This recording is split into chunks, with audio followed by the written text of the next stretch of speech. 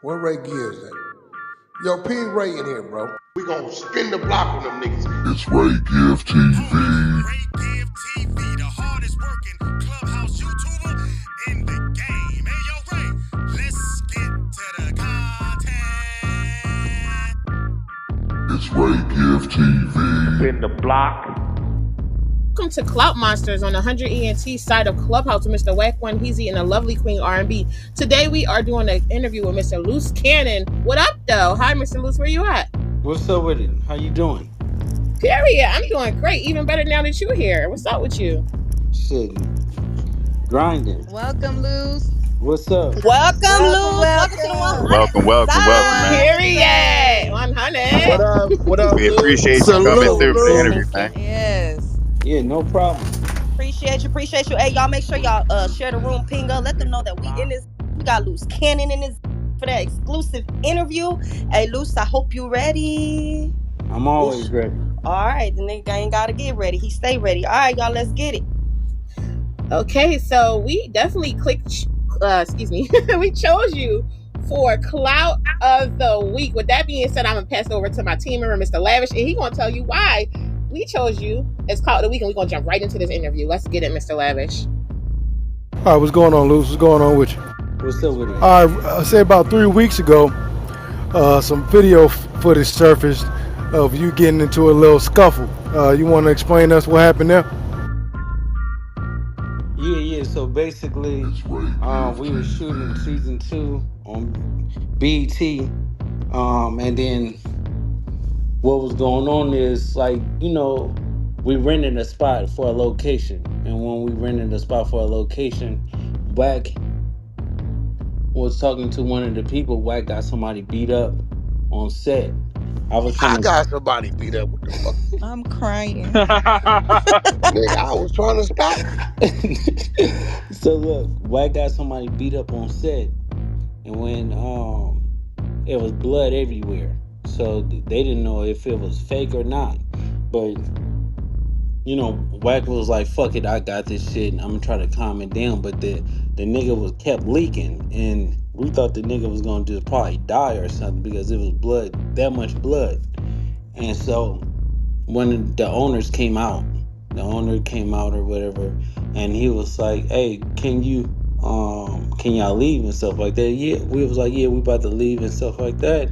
And then he just kept like talking, and you know how like niggas that be working out and thinking that they super tough and with this buff shit. And I was telling Cuz, I'm like, you can't put muscle on chin, so you should watch your mouth. And then Cuz was just like, woofing. So I just got tired of it because Wack was trying to like tell him like, nigga, leave it alone, calm down or whatever like that. This is not what you want. And he just kept talking, so I just fired him because he flipped over the table. And then I just whipped Cuz out the house, and then it just went bad after that.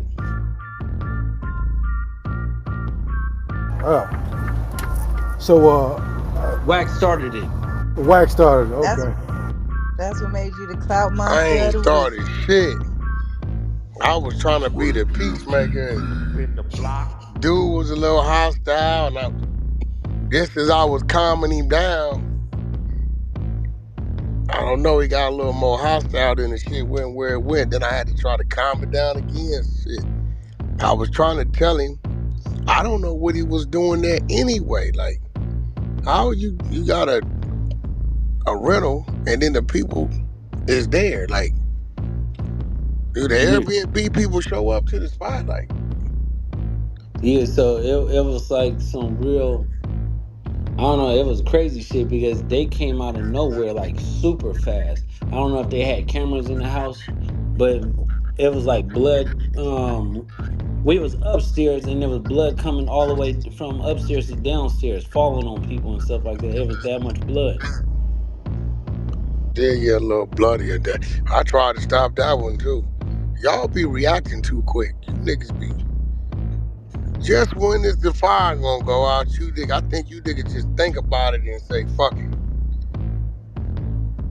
Nah, but you have to understand, like, Wack he say some slick shit. You get what I'm saying? When he was say some slick shit to get a nigga pumped up, and then after he pumping the other up, he look at the other nigga and he was like, "Shit, you gonna let this nigga say this about you?" And then it just go all bad. Wack didn't tell the people. He said tell the people. So, but hold on. So what Buddy do when that y'all was at that 600 fight? What the little YouTuber do to just get smacked up on? Oh yeah, no, he was just running the mouth. He was just uh, um saying like, "Oh, Wack, we don't fuck with Wack, we don't fuck with Loose Cannon, we don't fuck with 600," and it was like, all right, cool or whatever. But you know how these niggas be on a YouTube shit, be talking like tough. So it was crazy because we seen him walk in, and we wasn't even on him. And then because first we was on Bosco, and Wack was like, "Just we're gonna get the nigga at the end. Just let us go through this event. We don't want to fuck it up for 600." So I was like, man, I'm thinking to myself, like, this might cost us because as soon as we ask for a water bottle, we look back up. The nigga Bosco is gone. He left. He ran. Right? And so I was like, okay, fuck it. So the YouTuber nigga came in and he was a part of I guess the owners of the event. So he thought he was safe. So Wack looking at me, I'm like, I'm about to go and get this nigga. So I walk over there, I slap Cuz, broke his nose, then I fire on him, he fell. And then he just leaking everywhere. And so I just walked back to my seat, and then they came rushing, and then Wack was like, nigga, this is not what y'all want. Let it go. And we just kept enjoying the event. And that was it. So basically, you had it out for Bosco. Bosco dipped out or something, and you took that and was like, somebody gonna get it, and got off on the YouTube nigga who was talking shit. No, it wasn't like that because we didn't see the YouTube nigga until after Bosco left. And so our radars went up. First, Wack asked the nigga, he was like, no, Wack, wasn't it? It was afterwards. You was like, that's what you get for talking shit on the internet or something like that. And that was it. It was just like he just got in the way. We was looking for Bosco, and he put himself in a position. And you know how niggas want to be seen and acting like he walking around and stuff like that. I'm like, oh, cuz think it's not gonna be a problem. So I had to show him, like, bro, all these internet games, when we see you, we're gonna pop out, we're gonna do something to you every single time. What Bosco do? What Bosco had got into? Oh no, Bosco took off like a track star. Oh shit. Ta.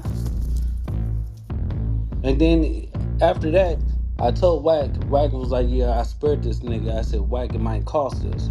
The next day, he jumped on What campus. I tell you, what I tell you he was gonna do that night. You said he gonna talk big, talk bad, do He interviews, gonna, I know what everything. he gonna do.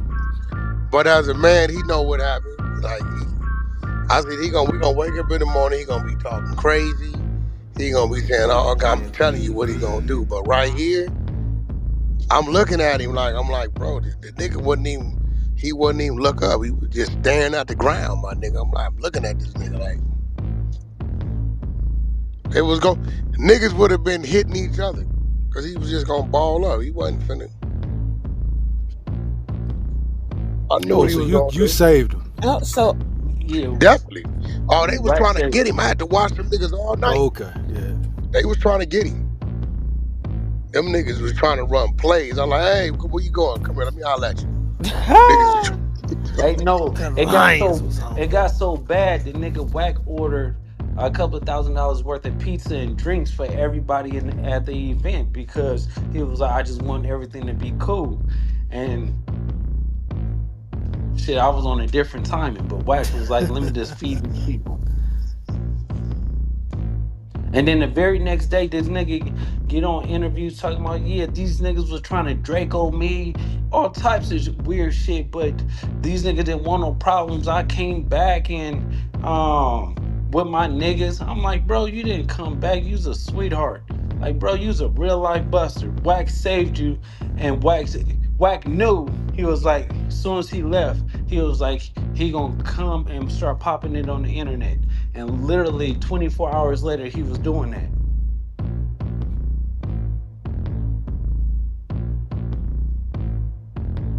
Now, moving off of BOSKOE a little bit. Now, I'm not sure if you noticed. You see, Bricc Baby went over there with YSL Woody. What you think about that? I mean, it's just Bricc Baby is a fake nigga. You get what I'm saying? All he do is basically say he ain't gonna do something, and then he always do it. Yeah, y'all haven't noticed each time he get into it something and start yelling on the microphone at No Jumper. 2 days later, he apologizing, talking about he didn't mean it like that. It's a fact. Yeah, we exposed his hand, and it's like Adam. If Adam is smart, he need to switch up his team right now, because at the end of the day, the only person that's bringing numbers is the Wack Show. You get what I'm saying? The Adam and Wack Show. Everybody else is struggling to do 10, 12,000 views with a 4 million subscriber platform. Yeah. Yeah. Empress, did you have some questions you wanted to ask him? Or because I could just keep going. Dude, We absolutely do. Okay. What's yeah. up, Empress? Yeah. Period. Welcome to Clout Monsters, Mr. Luce Cannon. So happy to have you. Are you ready for these questions we have for you? So I believe we pinned your profile to your Instagram up top. So if y'all want to go ahead and give him a follow with over 1.1 million followers. This man has got something going on, right? So with that being said, let me go to my magic computer. Okay. All right. So my first question for you, Mr. Luce Cannon, if you're ready, is what drew you to the world of production, and were there any specific shows or producers that actually inspired you? Shit, no, it was just like I was trying to figure out to get out the streets. You get what I'm saying? So it was like I got into producing, making beats and stuff off my PlayStation. So it was a program, a thing called Music Generator, and then the second one that was called Fun Flex Music Generator. So I learned how to make beats, and I fell in love how to do it off the PlayStation. So I was like, fuck it, I could do it, and I just got a lucky break one day. Can I ask you, can you elaborate a little bit more on a lucky break? Because I believe that hard work always produces results. So what do you mean, Mr. Luce Cannon? So basically, my auntie, she was having an affair with Chris Lighty, and so Chris Lighty took like notice of me or whatever like that, because I used to sell candy and shit, and I was making beats off the PlayStation. So he flew me to New York to spend a summer with him. And that's how I met a lot of people like 50 Cent, Busta Rhymes, and all of them at a young age. And so I was making a beat, and 50 Cent asked me, he was like, you could take this beat and put it on the boards. And I was like, well, I can, I'm gonna try, or whatever. And I figured it out, and that was it. After that, I started producing and doing certain things for people in the industry. Period. I love that answer. So I got one more question for you, and I'm going to pass it to one of my teammates, okay? Mr. Lavish again, excuse me. So what are the biggest challenges and rewards you feel that you face being in the industry, if you don't mind telling us? The biggest rewards is always betting on yourself, but it comes with a whole lot of bullshit. It comes with people's motives, and everybody want to benefit off of you and get over. So you never know who's genuine. You never know who's real or not until you actually build that. And then when you're not hot, everybody disappear. I love that. So it's basically like you wasn't with me shooting in the gym, period. Thank you so much, Mr. Luce. I'll see you back in a few more minutes. Back to you, Mr. Lavish. Thank you so much. All right, now, Luce, I'll fuck with you now. But I got a question for you. Keep it real with me. Mm-hmm. Did Shawnee O'Neal have some fire? See, the thing is it's not the pussy when you get in pussy, because you know after you nut you get that same sensation with every female. You get what I'm saying? It was more of what she was doing for me. You get what I'm saying? Uh huh. Yep. Yep. Yep. So it is. I mean, every woman can have good pussy. You get what I'm saying? Yep. If they do it the correct way, because good pussy is mainly on like I'm home. I got a cooked meal. I got this. She washing my clothes. She got the bath water on. She doing her duties. You get what I'm saying? I think when niggas be, I mean, some bitches got trash pussy because I fuck bitches and it felt like a hot dog in the hallway or a goldfish in the ocean. You get what I'm saying? Oh shit. But it's mainly what you make it. I feel that. I feel that. Now, I'm gonna ask you another question. I'm shoot it back to Empress. Speaking of pussy, let's talk about Meek Mill a little bit. What's it like? What's the story behind that in exchange right there? You and Meek Mill. Yeah, so it was like this. It was like I got a call to come and do something, and then when I came there, he was polite about it. And then when he was polite or whatever, we ran the play. I got on a phone call and basically give him his shit back and let him go. So it was, the thing is, Meek Mills felt like he got to say something because the story is getting out that he's a buster, but we know he's not like that. Do you get what I'm saying? Like, everybody can see it. A real nigga is not about to go dress alike and be a twin with a nigga that you only met a couple of times. You get what I'm saying? Him and Diddy riding scooters and butt hugging and stuff like that. Like, you could just tell certain real niggas don't do certain things. And he's just ultimately, he's trying to get his career back hot, which is not gonna happen. And he's a sweetie pie. So it's like with him, it's like you can't even worry about a nigga like that, because when I see him, I will spit in his face and he ain't gonna do nothing but wipe it off. Dead homies.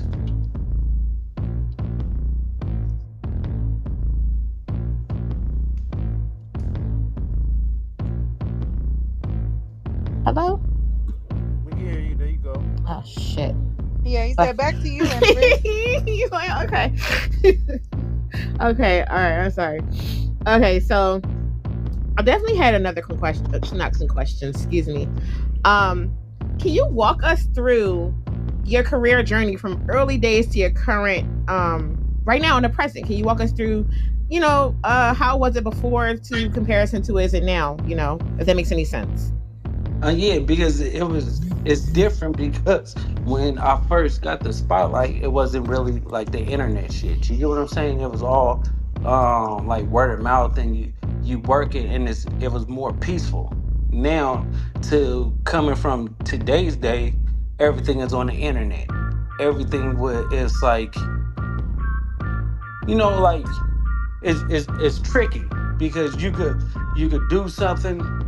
You got everybody copying your style, putting it on a want to be you. Everybody talking shit. Everybody trying to downplay certain things. And like 15 years ago, it wasn't like that, because I came in the game at like 14, 15 years old.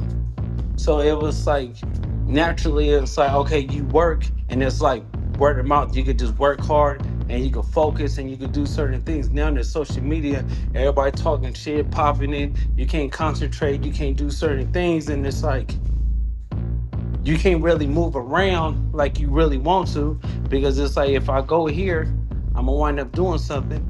And like 15 years ago, it was like a list. You get what I'm saying? Now everybody will be at a party that don't supposed to be at the party. Everybody will be at an event that don't supposed to. So it's more like more dangerous in this industry now than when it was like 15, 20 years ago.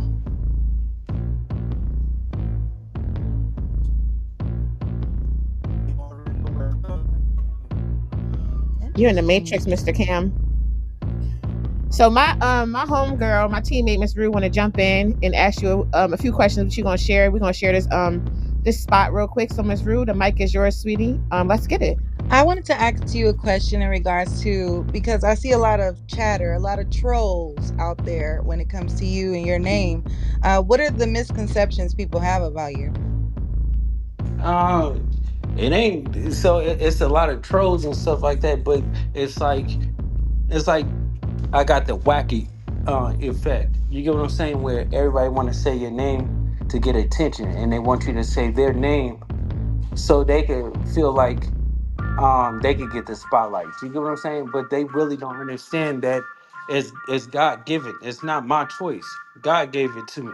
God gave me the spotlight. So when He give you something, you can't you can't lose it. You can't. Nobody can take it from you, and they don't even get that. They don't get that aspect. Well, let me work. Let me grind harder. Let me show and prove why is these niggas so special. But they don't understand that, so they be like, "Oh well, fuck these bitch ass niggas. Is this nigga is not like this and not like that." And then when I run content on them, then they want to get mad, call around talking about he's running content on me every single day. Yeah, bitch ass nigga, I'm gonna show you why the real love me. You get what I'm saying? Absolutely. Absolutely. People always looking for clout.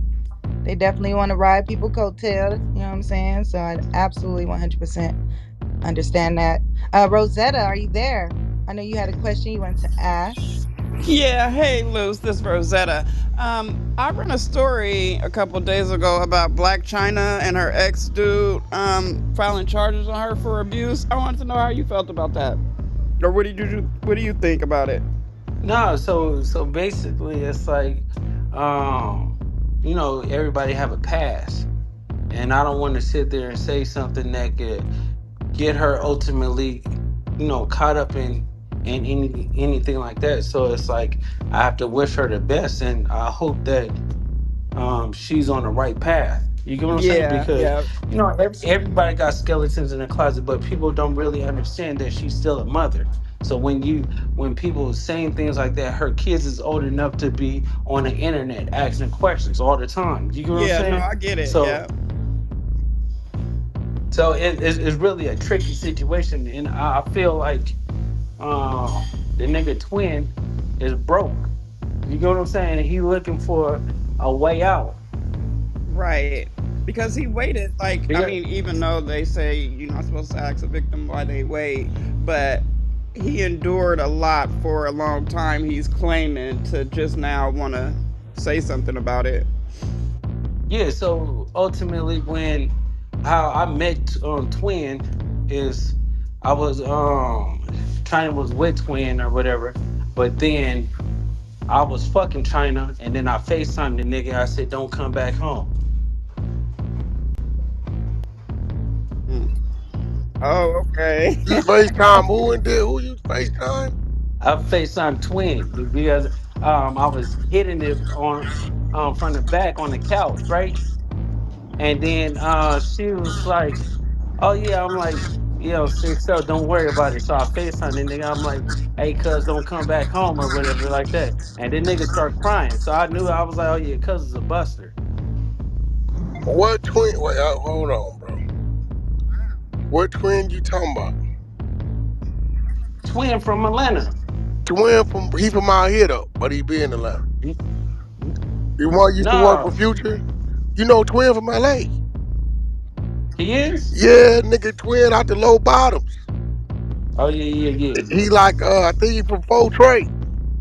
No, He got I was. he got a twin brother, right? He got a Yeah, brother. yeah. Yeah, I got off on his brother on tour, on the little baby tour. Oh yeah, yeah, yeah. The Twin nigga. used to work with Future, run with the BMF niggas back in the day. Yeah. So basically, the nigga. He was living in like South Carolina, Atlanta, between them two. Yeah. So Oh shit. the nigga was just, you know, not saying anything, but he was portraying that he liked women, but he's really played for the other side. You get what I'm saying? Twin? Oh shit. Yeah. Remember, I ran the story a couple days ago, Wack, that he's accusing Black China of abuse and the pictures and stuff. That was him? Yeah. Oh shit.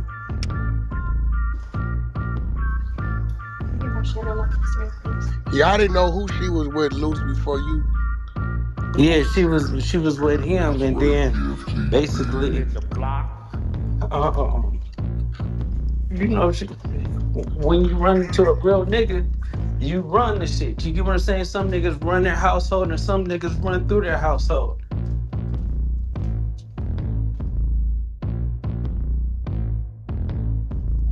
Sheesh. All Okay, right. Mr. Luce. Okay, Oh, go ahead. can you hear me? Go ahead, Empress. So I had a question for you. I love your beautiful photos on your Instagram with your family. How do you feel about becoming a father? I've been a father for 10 years, so I have 2 kids before that. But when it comes down to my wife now, it's a lovely thing. It was, it's different when you do it the right way. You married and you have kids. That's a fact. Thank you, and I apologize for that sniffle. So are you, or excuse me, do you have any do you have any fears, or do you have any suggestions that you had to overcome when you navigated your way through the industry to get where you are now? Not necessarily fears, but do you have any obstacles that you can, forewarn people about, letting them know, like, hey, this is not a game, this is not something that you can just close your eyes and open up and then you're here, if that makes any sense.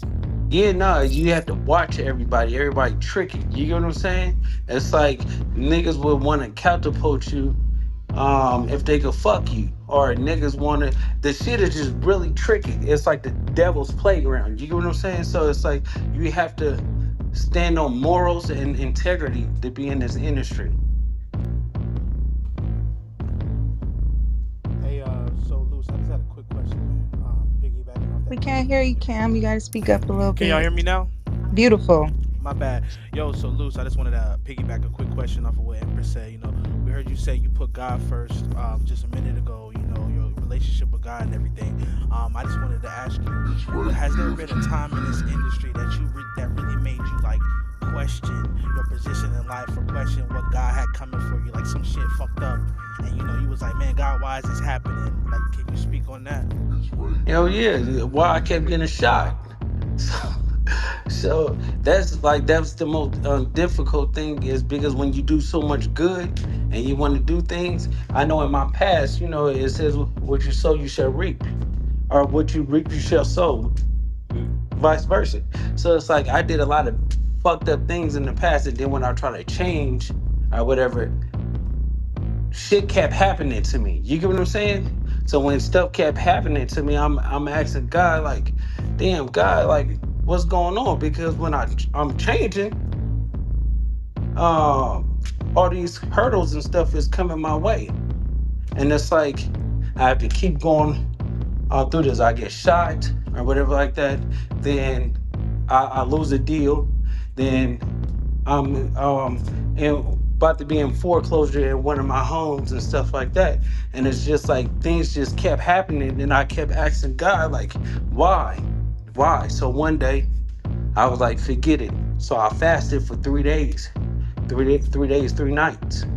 And then I told God, I'm like, man, I'm out of here. I'm out there just listening. He said, I didn't tell you to go nowhere, because I heard a voice. I'm like, I started looking around the room, like, what you talking about? And then I look up, he was like, I got something for you. And the next thing I know, my life just turned around. That's real shit. That's real shit. Yeah, that's crazy. I got a question for you, Luce. I fuck with the song Ball Out, the one you got with Draco. That's Yeah, just my shit. Can you explain how that song came about, and your relationship with Draco? yeah, RIP, yeah. because he was definitely one of them ones. Yeah, so basically me and Draco was working. First, everybody didn't know that Wack got to Draco first, as soon as he got out of jail, right? And so Draco reached out to me. He was like, I need some beats and stuff like that. And I'm like, listen, cuz, come to the studio. So I started working with cuz. So the day we did the song, he was telling me, he was like, man, I need you to come to the concert with me or whatever. I don't feel safe. He was like, I don't trust Ralphie either. His own brother, he was telling me, he was like, I don't trust these niggas that surround me. I'm like, on 6-0, I would come, but I have a obligation. So at the time I was with Chyna, and we had like a New York run. So we already had like prior engagements. When it come down to it, I was like, man, you need to tell him to change that lineup. So next thing I know, he tweet about it. I'm like, hopefully cuz change the lineup. Then I'm in New York or whatever. It was me, Chyna, my team, my lawyer, and everything like that.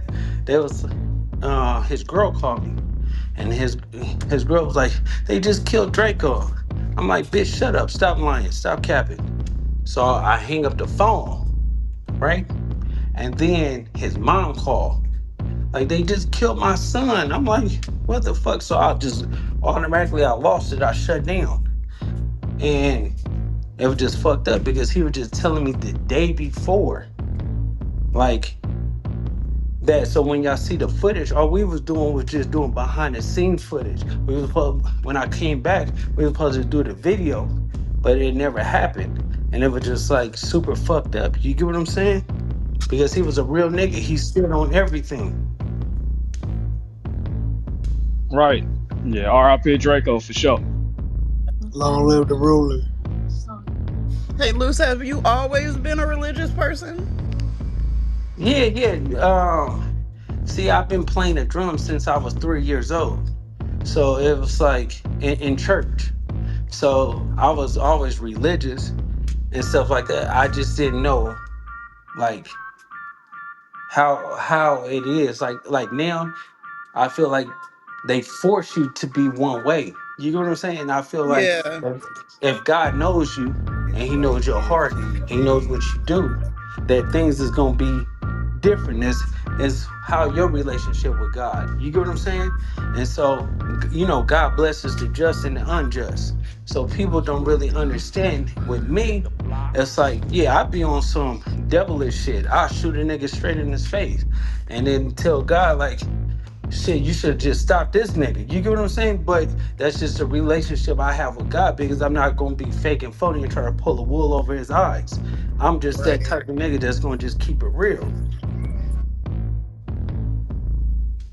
Well, that's cool. I love that. This is Rue. I had another question for you. I was kind of Mhm. checking out some of your previous work. Are we going to get another Baddie and Beast? Yeah, yeah. So we working on Batty and the Beast season 2. So instead of it being on like a The streaming urban, platform, it's yeah. going on BT. Yeah, it's going on BT for season 2. Oh, that's fine. I'm looking forward to that. I was checking out the trailer because, I'm kind of new to, getting to know you in regards Hmm. to you as a person, a socialite in some ways, an influencer in other ways, now learning producer, film writer. You're into music. You've worked with a lot of like what people would consider greats. You know what I'm saying? Rest in peace to Nipsey Hussle. I know you had a relationship with him as well. So yes, I'm definitely looking forward to that because I was checking out that trailer and was that the smack you was talking about? Were you boo back No, no, smack? no. Oh, That okay, was okay, something okay. different. See, the thing That was way is back this. in February.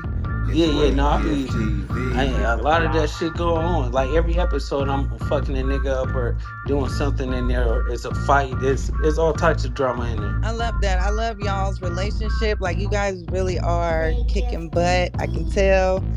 Beautiful family. When do you expect for that to drop? Are you aiming for next year, later on this year, summer, where we No, can keep an no. eye out for that? Looking for like mid-January. Okay, all right. That's what's up. Thank you for that. Did anybody else have a Um, question for Mr. Loose Cannon? Hey, Mr. Luce Cannon, how you doing, brother? It's a privilege to speak to you. It's Double. I go by the name of Double, and uh-huh. I just want to say, man, I respect you for your media and stuff. I do media as well. I write scripts and projects, and I just wanted to ask you, what what inspirations do you take from to create the media? Like if it's a script or if it's a TV show like Baddies or something like that, what inspires you? And what could you pass on to somebody else that does that so they can also be successful in the ways that you are? Yeah, so basically is you can't think about what other people's doing. You have to be authentic. You have to be yourself. You have to feel your mode, and if people fuck with it, they gonna gravitate to it. So I always tell people to think outside the box. Don't copy what anybody else doing. Just move forward and think about how you could be an innovator and make things happen for yourself without trying to be like someone else. I appreciate that information, man. I'm definitely gonna take it to heart. And again, I appreciate you coming through for the interview. We're gonna keep it going, keep it going. Period. Thank you so much, Mr. Luce. Now, Mr. Lavish, we're gonna send it back to you. I'm gonna come back for two more questions, and then we're gonna open up the stage. Period. With that being said, Mr. Lavish, you ready? Miss Rue, you got it? I am here. I am here. I did want to ask you, what is your relationship like with Wack 100? He's a very controversial, person in media, and then you guys have built a relationship. How long have you known Wack, and what's your relationship like with him? So I've been knowing Wack for years. People don't understand. They think it's like brand new. You get what I'm saying? But it's not. So Wack is two types of Wack 100. Is Wack 100 and it's Cash Jones, right? So me and Cash Jones have this beautiful relationship where he gives me advice. We do business adventures together. We make money. We brand each other. We do certain things. Now, Wack 100 on the other side is a nigga that you riding with in a car and he got a long stick. You get what I'm saying? And if a nigga say something, well, Luce, I'm gonna have to go and pop this nigga. I don't know if we're gonna make it back home. So it's two different like parts when it comes down to Wack. You got the Wack with the social media, and then you got the Wack where he like, I'm gonna try to get you home. You get what I'm saying? I'm do this. We got this going on or whatever like that. Let's focus. Let's do things. Let's build these homes. Let's empower our community. So it's like a tricky situation when it comes down to like Wack, because when he love you and he fuck with you. When you his enemy, y'all see how that shit goes with the internet. You get what I'm saying? I sure do, because Wack do not play. And from what I've been learning about you, it sounds like you don't play either. What's up, Wack? Where you at? Wack ain't even here. Where you at? What up? You right I here. was, I was just asking Cannon how y'all's relationship is, and he was just, he was just You letting know us know. what? It's crazy because he was like, um, he had all the plugs, but Luce come from the street, so he doing his business the way he know how to do his business. And then he start realizing that these folks they different type of gangsters. They try to kill you with paperwork.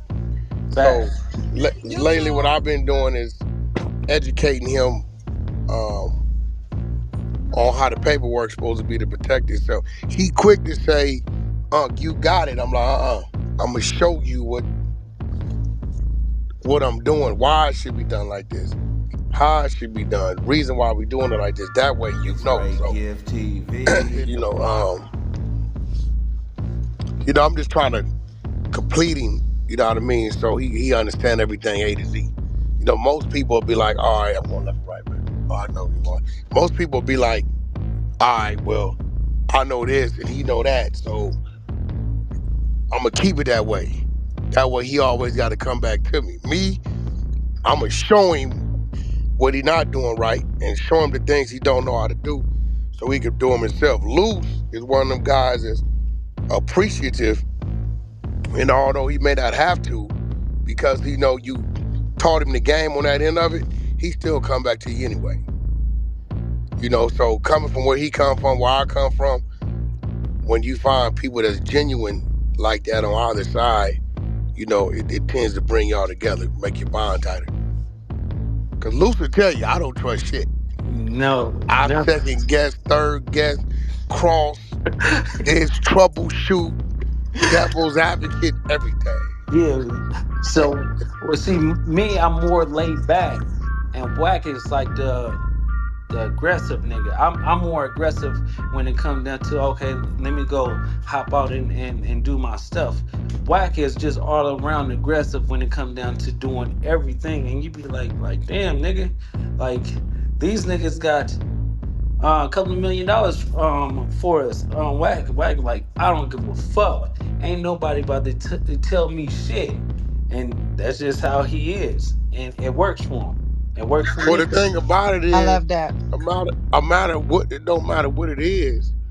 They think they'll wave something in your face to get you to look the other way. And I think Luce realized as soon as you look the other way, you gon' you ain't gonna see what was really there. So my whole thing is business gotta be done the way it's supposed to be done. That's cool, you got that. I understand that. But we ain't cutting no corners. Nah, nigga. Yo, Luce, man, we trying to, yeah, I showed Luce. I said, Luce, yeah, he talking about 3 million? Okay. Tell the nigga provide this, that, and other. Month and a half later, it go to 5.2. Yeah, that's facts. Checks and Right. balances. So, he learned it now, though, that like, okay, this how you structure a deal. You put these things in place so they can't do that. He's seeing now the things that he didn't have in his deal. And when I ask him, go back and tell him this, they didn't put some bullshit in the paperwork to where they ain't got to give it to him. Right? So now he knows the only time to put these things in there is when they want to do the business with you. When they want to do the business with you and you say, okay, I need this, I need that, I need this, I need that, they're going to do it. Once you do the business and the money coming in, it's hard to get it out of them. So you got to get it done from the beginning. Period. Love Period. that. Thank you, Mr. Wack. So I have one last question for you. Then I just wanted to say thank you for coming out and answering my questions this evening. Then I'm going to pass it back to Mr. Lavish. Then we're going to open it up to the floor after his last two questions. So my last question for you is, if you don't mind, can you share any upcoming projects that you have that you're working on right now with us? Yeah, so basically, me and Wack partner up with Dash Network, and Wack got so many shows in his back pocket. We about to brand a whole nother television show, well, a whole nother network, and being part owner of the network instead of being on a network is totally different.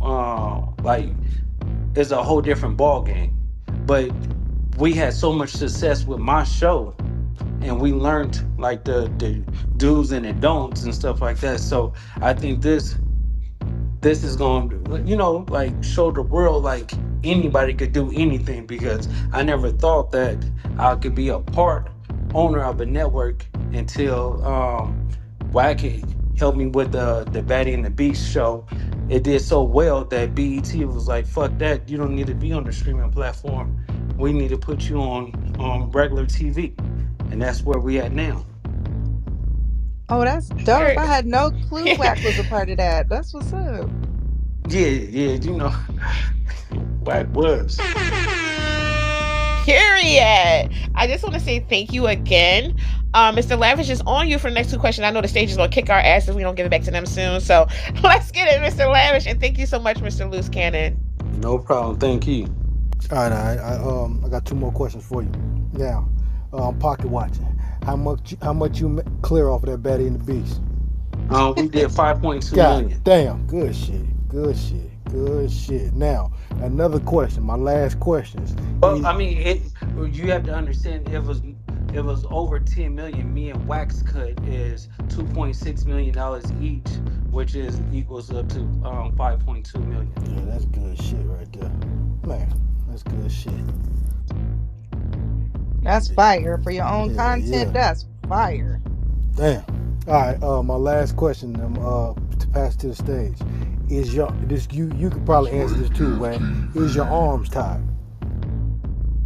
Yeah, of course my arms is Yeah, tight. you've been because beating up everybody- on Big U for about a year and a half. Y'all done beat this man into submission. Man, all his credibility gone. Y'all done kicked his ass. God damn. I know your arms tied. No, so you have to think about it. It's like, um, with everything that's going on, that we decided to make 2024 an exposing year. You get what I'm saying? Because we have to get rid of everybody that's fake. Everybody and everybody's saying in the world. When I broke the P Diddy story, right? Then I broke certain stories and stuff like that, and everybody just now seeing it 8 9 months after it happened. Do you get what I'm saying? So it's like it's a whole lot of fuck niggas in this industry. And Big U was a nigga that was always hiding his hand. But now he got his hand caught in a cookie jar and he don't know how to react. So he's like a nigga that was just thought he was smart, but he's really dumb as fuck. So it's like we exposed it. Everything that he wanted to do, everything he wanted to keep a secret, we trying to tell the youth is you can't fuck with niggas like this because they gonna lead you in the wrong way. He'll play both sides of the game. He want to be cop one day, then he want to be a street nigga the next day, then he want to talk about he's helping the community and doing the kids thing, but which he's not understanding that and telling the people all the donations that he's getting, he's keeping it for himself. He's living off that, and he getting the celebrities to donate like the pads and jerseys and stuff like that. But when the civilians and stuff like that, people come and pay for the kids to play football, that's all going in his pocket. He got everything for free already. So it's certain things like when it's like the backpack shit, right? He act like he's passing out backpacks, but he's charging people. You get what I'm saying? He's charging the homies $500 to $1,000 for an exclusive bag, but he got it for free. So if you with your community or whatever like that, he get into it with somebody, tell somebody like me, oh, I need to handle this. And then he tell the whole world that shit so they could give a weed tip and try to put me in jail. You get what I'm saying? So he's just on some backhanded snake shit. And we just exposed it. No, I feel that. And I There go the appreciate year you of for exposers. and I appreciate That's you it. for answering my questions, man. I'm gonna turn it back to the floor. If anybody has any questions All you would right. like to ask Mr. Luce Cannon, now is your time. Back to you, Empress. That's all I was gonna say. The floor is open for anybody that has There questions. we Come on go. up here, change our PTRs. Let's get these questions on. The hour belongs to the floor. Let's get it. Mr. I Wack, got you a. got any comments you want to? Okay, sorry. Go ahead. No, I just got one more. How was your relationship with Nip, Luce? No, it was off and on. I'm not gonna say that we had the best relationship. I ain't gonna say we had a terrible relationship. It was just like people don't understand. I was always on Big U's side. You get what I'm saying? Because that's who I was loyal to. So when Big U had a problem with Nip, I go and try to correct it. You get what I'm saying? And then it put me and him on odds. But then, like the last 2 years, we got on a great track because people don't really understand that I put Nipsey on. I made Nipsey do songs with Bloods and stuff like that he didn't want to do songs with Bloods. You get what I'm saying? So it was like we used to just have conversations. He did shit with, like, I brought YG to the hood, J Rock and all of them. So he already did something with Game prior to that, but that was on our obligation because he wanted to get on faster. You get what I'm saying? But he didn't really want to per se to do certain things like that. You get what I'm saying? So it's like I talked to him and I told him, I said, listen, it's gonna always come back right when you deal with the opposite side. When you dealing with the homies and stuff, you gonna just stay in the hood. You have to grow, you have to learn. And he took my advice, and then that's when he started doing things with the other side, and his career was growing. It just didn't take off properly until he died. Gotcha. What's up? What's up? The floor open. I know y'all got some questions. This nigga crazy. Oh, they nervous. I think they nervous, Luce.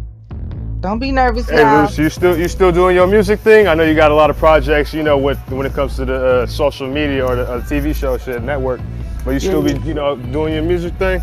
yeah. Of course, I'm doing music right now.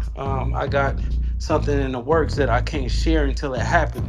Because Facts. you know how like you talk about something and then you overstep your boundaries and then the shit just fall through the cracks. Facts. Yep. I, I like for it to manifest, sign the paperwork, and then I could talk about it and tell y'all like, okay, this is where we at. I fuck with that. Anybody that you trying to work with, you know what I mean? Anybody like in the industry like that? Um, Not safe because it's like when you get hot, everybody want to work with you. But when you not, Yeah. nobody want to fuck with you. So it's really like I'd rather build my own team and make other niggas millionaires that actually fuck with me and lay their life on the line for me. Facts. That's real shit. That's real shit. And I know you be dealing with a lot of industry people. I know they kind of rub you the wrong way these days. So you stick to your own zone. Stick to Yep. your own shit. That's a fact.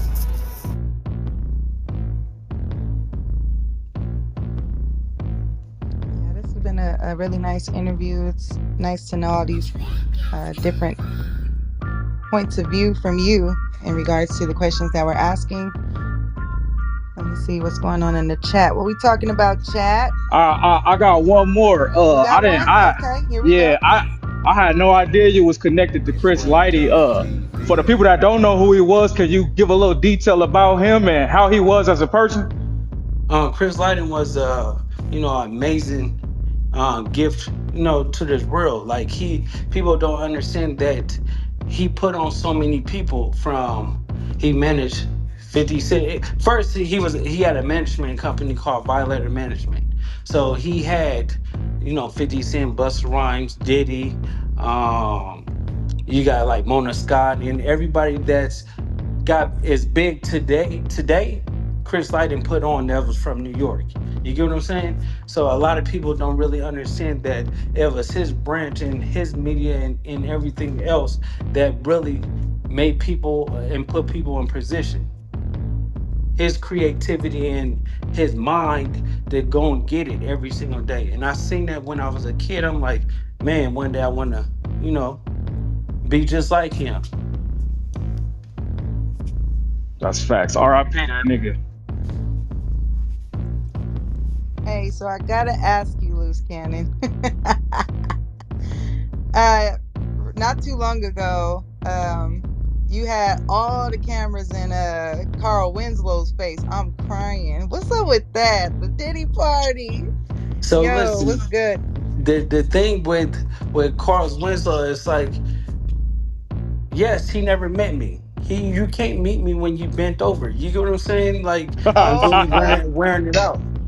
So at the end of the day, it's like, did he deny it? He didn't deny it. He just said he didn't know me, and he's right. He absolutely is right. He don't know me. Like I was fucking around, get kicked in the door, playing around and shit like that, and I popped on something that I shouldn't have seen. there you go. Yeah, I was really shocked when I saw that headline. And out of all people, not Carl Winslow, Yeah, Family Matters. people keep saying, was it Eddie? I'm like, no, it was the fat nigga. But see, people don't understand. This was like 10, 12 years ago. You get what I'm saying? Yeah. It wasn't like recent. Okay, okay, that makes even more sense. Because I was like, right now? Nah, it was a while ago. Oh my, oh my, oh my goodness. I would never thought I would even think about him in that light. But I mean, you brought it to the light. So I had to ask the question. Oh Yeah, man. but you have to understand this is not just Diddy was, why y'all didn't ask about the French Montana? He was groping on him. You get what I'm saying? He was touching on him. So it's I like, was gonna ask you, Luce. I heard you say that you had said the stuff about Diddy 8 months ago. What did you actually say, and what do you think about everything that's coming out now?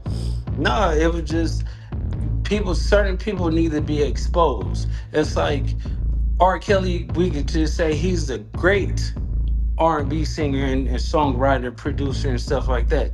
But people have skeletons in their closet that they need to be punished for. And one of these things is playing with kids and touching kids and people that's innocent, and you using your powers to get what you want that's in your head. You get what I'm saying? You trying to live out a fantasy that's sickening. And a nigga need to be shot in his face or in jail. Dead homies. On God, for real. Like, that's not it at all. So I totally agree with that message. I approve that message, y'all. Good question, Rosetta. So you totally believe all the allegations that are out now? No, it's not believing. But listen, if you guilty as one, you should be guilty in all. And that's just how the United States is built on. You get what I'm saying? Like if you in the court and the motherfucker be like, oh, you stole this, and then the police say, oh, you stole 50 things. You get what I'm saying? But you really only stole one or whatever like that. You really guilty of all of them because you shouldn't be in that position anyway. Yeah, that's a fact. And he's in a bad position. So were you actually at a Diddy party, Yeah. or No, I was at where several were you Diddy parties. to kick the door in on them like that? No, we were just in the main house. So Okay. it's like when it comes down to it, like Diddy house and the party is so big, so everybody could be outside. And then they got another spot where the security at, and then they got like when you go in his house and stuff like that, it's like personal shit. Like me, it was always like this is where you have to catch the story. Remember when I'm talking about with Chris Lighty and stuff like that, he managed Diddy and everybody else, right? I was a kid, so everybody knew me from that. You get what I'm saying? So it was always like, okay, that's canon. You get what I'm saying? Yes. Yeah. I don't know what y'all want me to get to.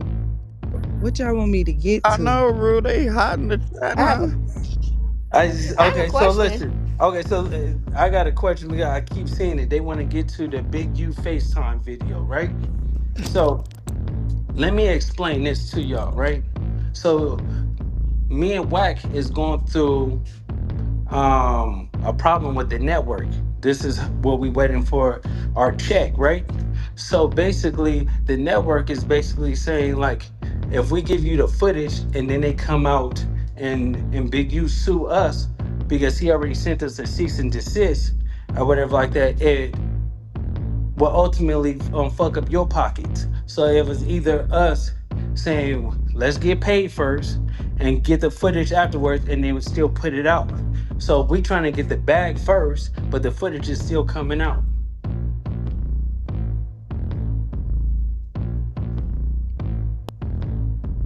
So you're saying that eventually they will be able to see the clip that you're talking about? Of course. Like, I'm not sparing that bitch ass nigga. It's off limits. You know what I'm saying? So I'm gonna just show the real how fake he is. And if people don't read between the lines, you would never send a cease and desist to anybody. He sent one to me, he sent one to No Jumper and stuff like that about me and Wack. If you guilty, you'll send a cease and desist. If you're not guilty, you tell a nigga to put that shit out, right?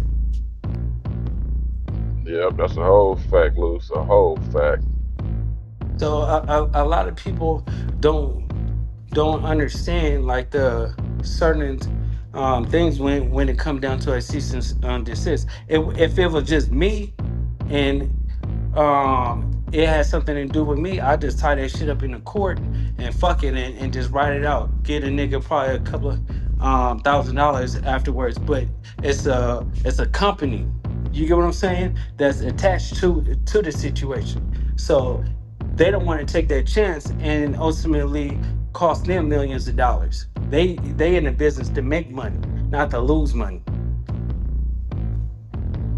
No, that makes sense. Yep, and on top of that, since I've been on this other side, man, listen, I ain't never seen Wack wrong about shit. If a nigga say he got it, he got it. G, you know what I'm saying? Like I seen it right 100 times out of 100. So oh, that might have been somebody new that I really don't know how bro get out. Like if he motherfucker make a statement on some shit, And my uncle, you say here, if I tell you goddamn chicken dip snuff, you better look up on the left wing and check for the box. You dig what I'm saying? Shit. So, you know, yeah, that's just what that is. But yeah, man, salute to you, man. Keep shining and grinding. Goddamn, that's what I'm doing now. But man, I definitely had to tap in with the real, man. And, you know, and I appreciate you for coming over here blessing the Hunter side, man, as you always do. You dig? Of course. I have Now, a Luce. Oh, go ahead. oops.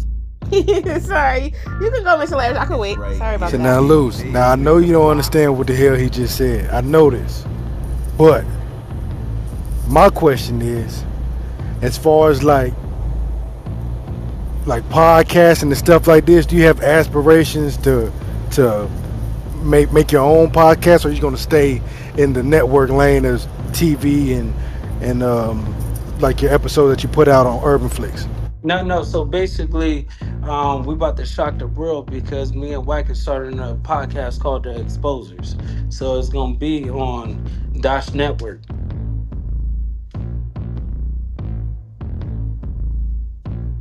Okay, that's fine. That's fine. Yeah, you niggas Period. with that work on, you get ready. Get ready. We doing paperwork, cast Paperwork party. calls across the globe. And I'm gonna be real. I'm reaching out to the females. All you females with the prisons, especially you federal prisons, cause the nigga told on you and you ain't got no voice, and y'all know whether you locked up or you on the street, we're gonna create a hotline. Get that paperwork to us. We doing paperwork parties on the Exposures podcast on Dash Network. Yeah, tune in. Everybody across the globe. You feel like you want the people to know, the people in your community to know, the people wherever they at to know, we gonna be the ones to expose them. That's a fact. Ooh, I need the Yeah. number. I need the Period. Y'all number. better start shaking in y'all boots. Yeah. Let's go. I got That somebody motherfucker right gonna be now. lit. Period. And with Make that, sure of Rosetta it. says she got somebody already. Man, they just released 92 pages of him telling this dude from There Berkeley it go. We get Yeah, needs to see, be hey, exposed. that's one. So just think about it. Like I just exposed the nigga Rollo, right?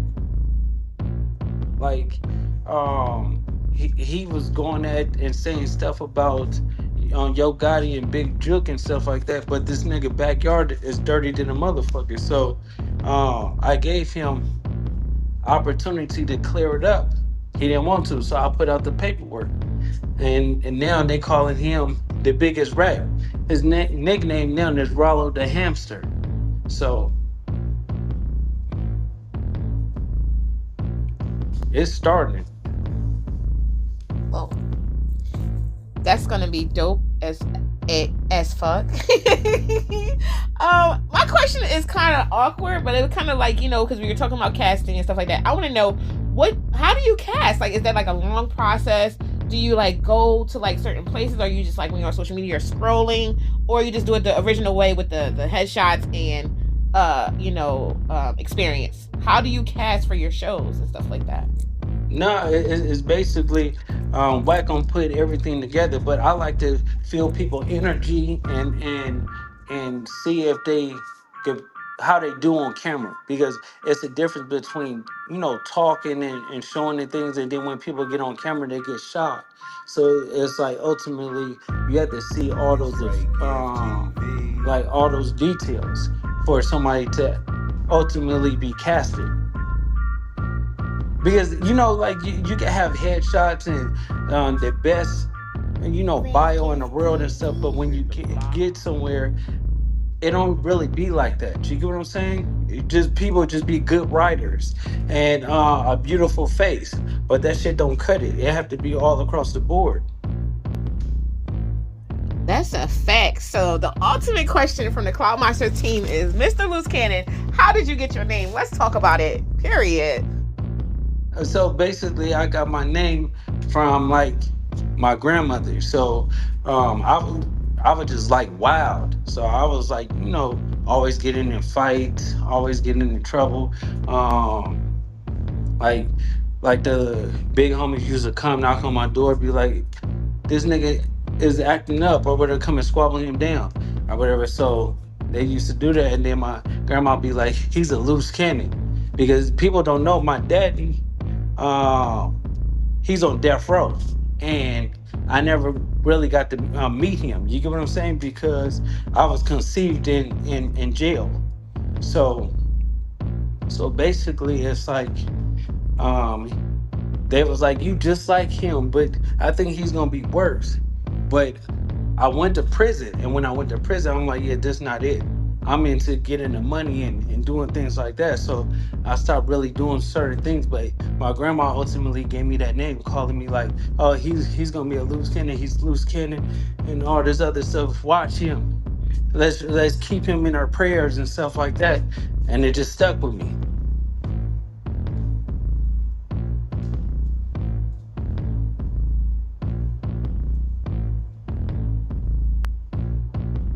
I love how we let that last answer marinate. We do it every time. I love that. Damn. Hey, Loose Cannon, can you tell us? I know we've asked a couple of questions that kind of mirror what I'm about to say, but if you can let us know any future projects, anything you got going on right now that people need to tune into, any music, anything, let us know. Yeah, so we Hit the we block. focus on television right now, but I got a music project that I'm about to drop, but it's gonna be with somebody super big. I got a couple of big features. I got a couple of unex- like Nipsey features that the world haven't heard. Is everything is about to come out. I'm ready for it. I'm ready for it. Anything else? Where I Taylor think low not. ass at? I think not. You said Killer? Taylor, where she at? Taylor? She not in here. Hold on. I mean, she was, oh, she's on the stage. She's on the stage. I'm tripping. Taylor. Yeah, yeah, yeah. You mighty quiet. You say what? You mighty quiet. You ain't I'm got with no question, huh? now I'm around my peoples and shit. I'm at this little thingy. I just popped in and shit to show love. Okay, cause you usually got some questions when we questioning people. Uh, All right, loose cannon. That's Taylor. Taylor, she's just from the little people, but she Oh, talk okay. big. She talk big shit. So I No, was that's cool. wondering. hey, nice to meet you. Nice to meet you.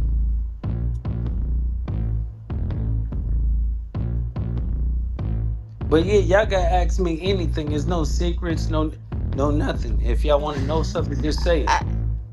I, I got another question for you. So, you just talked about Diddy and a few other people. So, my question for you would be, how do you feel about the current state of the music industry? And what changes would you like to see? Do you feel like it's too female dominated right now and you need to go back to more Wow. simpler lyrics? Or do you feel like it's fine right now and No, no changes need to be made? no. So the thing is, I love the women because the women been not getting a shot because niggas be trying to fuck them and take advantage of them. So I like the they doing their own things and they staying positive and they doing what they supposed to do. It's better when a woman can empower the other women, and I think that in our community has always been a dominant man industry. So now you seeing high powered women executives and women is taking over, and we partying to like Cardi B, Nicki Minaj, and Megan Thee Stallion and stuff like that. But I think it's good when it comes down to that. I just think that more of us, of black men in this community, we need to, come together and take over, get rid of all the fake shit because we ain't gonna win unless it's done the correct way. Because at the end of the day, 10, 15 years, Hit the it ain't gonna block. be hip hop no more. You get what I'm saying? Because people is getting turned off on that. It's gonna be all top 40. I definitely feel that, and I apologize. I meant to say women as well. Thank you for the correction. That was a great answer, So my question for you would be, what type of advice would you give to anyone who's looking to produce or make films? You have to have your own direction. Don't copy nobody. Always tell them vision and be creative yourself. Because if you say, "Oh, I want this movie to be just like this," or "I want this movie." Now think outside the box because it's not gonna work for you. It worked for them because they did it first. But that's why you have like Draco, and then you have niggas that sound like Draco. You get what I'm saying? For sure. Hell Yo, yeah. yo, Hey, Luce. Luce, I Oh, wanted to ask you really go ahead, quick. Lawan. Have you ever sold any beats to any artists down in the South that people might not be aware of? No, yeah, I sort of a lot of beats to a lot of people, like Little Baby and everybody. But the thing is more now. People think it was like back like 15 years ago where you could sell a beat and make a bag off of it. Now it's like really like you sell it because the music industry is not is off of streaming, and that's why it's changing right now. And people is making more money off of playing video games and having the streamers download their music on the games. So the industry is changing so much that like there's why you think you seeing people get fired because people they not making money off of streaming so much. So it's now it's like you're not really selling beats. You hoping to get placements so you can potential eat off of whatever they got. You get what I'm saying? Like if they it get put in a movie, you get 50% of that. If it's the streaming, you get 50% because you're a producer. In certain credits, it just builds your portfolio, but there's really no money into it unless it goes into like a video game where you could get some points and everything off that. Real shit. Yo, so Luce, I just had a quick question, man, because you know, as we all know, as you said on the stage in this interview, you were close with Nip, right? Um, so the Black Sam interview with Big Boy. It's been a little while since that interview dropped. You know, the internet went wild over it. I know y'all talked about it. Y'all stated your opinions when it came out. But how do you feel about that interview today? How do you feel like it? How do you feel like it has, played out? What's your opinion? So basically, when it comes down to the Black Sim interview, is like I exposed it. The situation. Wack been saying it for years how the relationship was. Black Sim called us a couple of months ago, and he told me he was like, "Y'all giving me you and Wack giving me the courage to speak out," and I told Wack this right, and then when I told Wack or whatever, like a month or so, the interview came out, and Black Sim told the same story that we've been saying for the last year or so. You get what I'm saying? So when he came out and made us feel like, okay, we really empowering people to stand up for themselves and do that. Because me and Nipsey, our relationship was like a seesaw. But me and Black Sam always stayed tight. You get what I'm saying? And people don't really understand Nipsey. I have a baby by my cousin Tanisha. You get what I'm saying?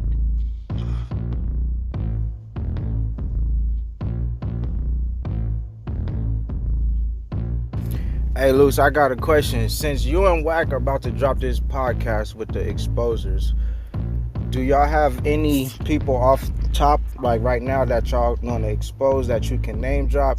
And secondly, what effect do you think this podcast is gonna have on like the culture? Li- Listen, who wants to get exposed and who wants shit they come out in their past or even in the present that they doing? Really nobody do, right? So if motherfuckers just stay quiet, stay in their shell and mind their own business and stuff like that, they wouldn't get exposed. But a lot of people like to have a big ass mouth, talk shit, talk about other people, and they have so much dirt in their like underneath the rug. Soon as you lift that motherfucker up, it's like dirty as fuck. So we gonna expose that because niggas would simply do it to us if the shoe was on the other foot. You get what I'm saying? I really think that like exposing people and showing people how to be fake, we could actually, people could start living in their truth now. People could actually start, if a nigga gay, just be gay. You get what I'm saying? Don't be fucking bitches and possibly get do something. If you know, if you gay, be gay, be straight, be happy. You get what I'm saying? It's I think in this world is so many people that want to be something they not. And then if you don't want to live in your truth, fuck it, let's expose you. Yeah, I feel like that's where we're at as a culture of people in general, socially. Reality TV is taking over. Like it's not like the scripted reality TV. You know, we got that raw real right now. Like the content you're putting out, content Wack puts out, all these other networks like Zeus. So yeah, I definitely feel like that's where we're going, and I feel like even with 2024 and people being kind of exposed for their wrongdoings, like I mean it's just all coming together nicely. Yes. So And I think that also too that civilians is tired of trying to live in the street world. You get what I'm saying? They tired of living by street politics. And that's where because you have civilians that keep it good, like gutter, and keep it real, and don't want to get killed or anything like that. Then you got these so-called gangster niggas that would snitch and then go back to the block. You get what I'm saying? So it's like a tricky situation where the civilians just saying like, fuck that shit. I don't even want to do the street politics no more. I don't care no more. Everybody want to just live in their truth and be happy. And that's what we're trying to bring back. I love that. What do you think that your, let's say, like what kind of impact do you think you're gonna have on the culture with your content, your style of content? I mean, Or shit. do you wanna make an impact on culture, or you just wanna do your No, thing? no, no, because at the end of the day, it's impacting it now. Everybody see it across the world. It's like now, how many people is coming out saying things about certain people? How many people you think that Wack, when he exposed people, is giving people the courage to speak out and say this was wrong? And then the room went boom. Yo, y'all gotta stop over being in the fucking room. Every time I look up, y'all add more and more fucking beans. Stop adding fucking beans. Whoever did that, I hope your mother die tomorrow, bitch. Hey, Yo, stop adding beans. You doing it no now? problem. Somebody's still adding beans. I'm gonna bring up Luce right now. I ain't adding nothing. I'm bringing up Luce. Stop adding fucking beans. what happened? The room got Boom, ended, boom. but we can It's resume. Ray Gift TV. In the block. Man, for the people, stop adding beans. No fucking big deal. We just got rid of about 15 people, so everybody know everybody. There you go. Stop adding the motherfucking beans. I don't want no new beans. 3 beans at the top. That's it. Kobe, don't need a fucking bean.